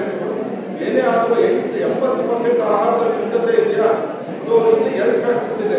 ಒಂದು ಮಾಡಿಫೈಬಲ್ ಫ್ಯಾಕ್ಟರ್ಸ್, ಇನ್ನೊಂದು ನಾನ್ ಮಾಡಿಫೈಬಲ್ ಫ್ಯಾಕ್ಟರ್ಸ್. ಅಂದ್ರೆ ನಾವು ಬದಲಾವಣೆ ಮಾಡಬಹುದಾಗಿರೋ ಅಂಶಗಳು, ಬದಲಾವಣೆ ಮಾಡೋದು ಸಾಧ್ಯವಾಗದೇ ಇರೋ ಅಂಶಗಳು. ನೀವೆಲ್ಲ ಬದಲಾವಣೆ ಮಾಡಕ್ಕೆ ಆಗೋ ಅಂಶಗಳು ಯಾವುದಿದೆ? ವಾಕಿಂಗು, ನೀರು, ನಿದ್ದೆ, ಕಾಲ್ನಡಿಗೆ, ಸೂರ್ಯ ಬಿಸಿಲು, ಬೆಳಕು, ಉಪವಾಸ, ನೀರು, ಇವೆಲ್ಲ ನಾವು ನಮ್ಮ ಕೈಯಲ್ಲಿರುವಂತ ಹೇರಳವಾಗಿ ಮಾಡಿ. ಇನ್ನೊಂದು 10-20% ವ್ಯತ್ಯಾಸ ಆದರೂ ಅದು ನಮ್ಮ ಕೈಯಲ್ಲಿ ಇದ್ದೇ ಇರ್ಬೋದು. ಏನು ವರಿ ಮಾಡಬೇಡಿ, ಇಷ್ಟು ಮಾಡಿದ್ರೆ ಸಾಕು, ಇದೆಲ್ಲ ಆರೋಗ್ಯ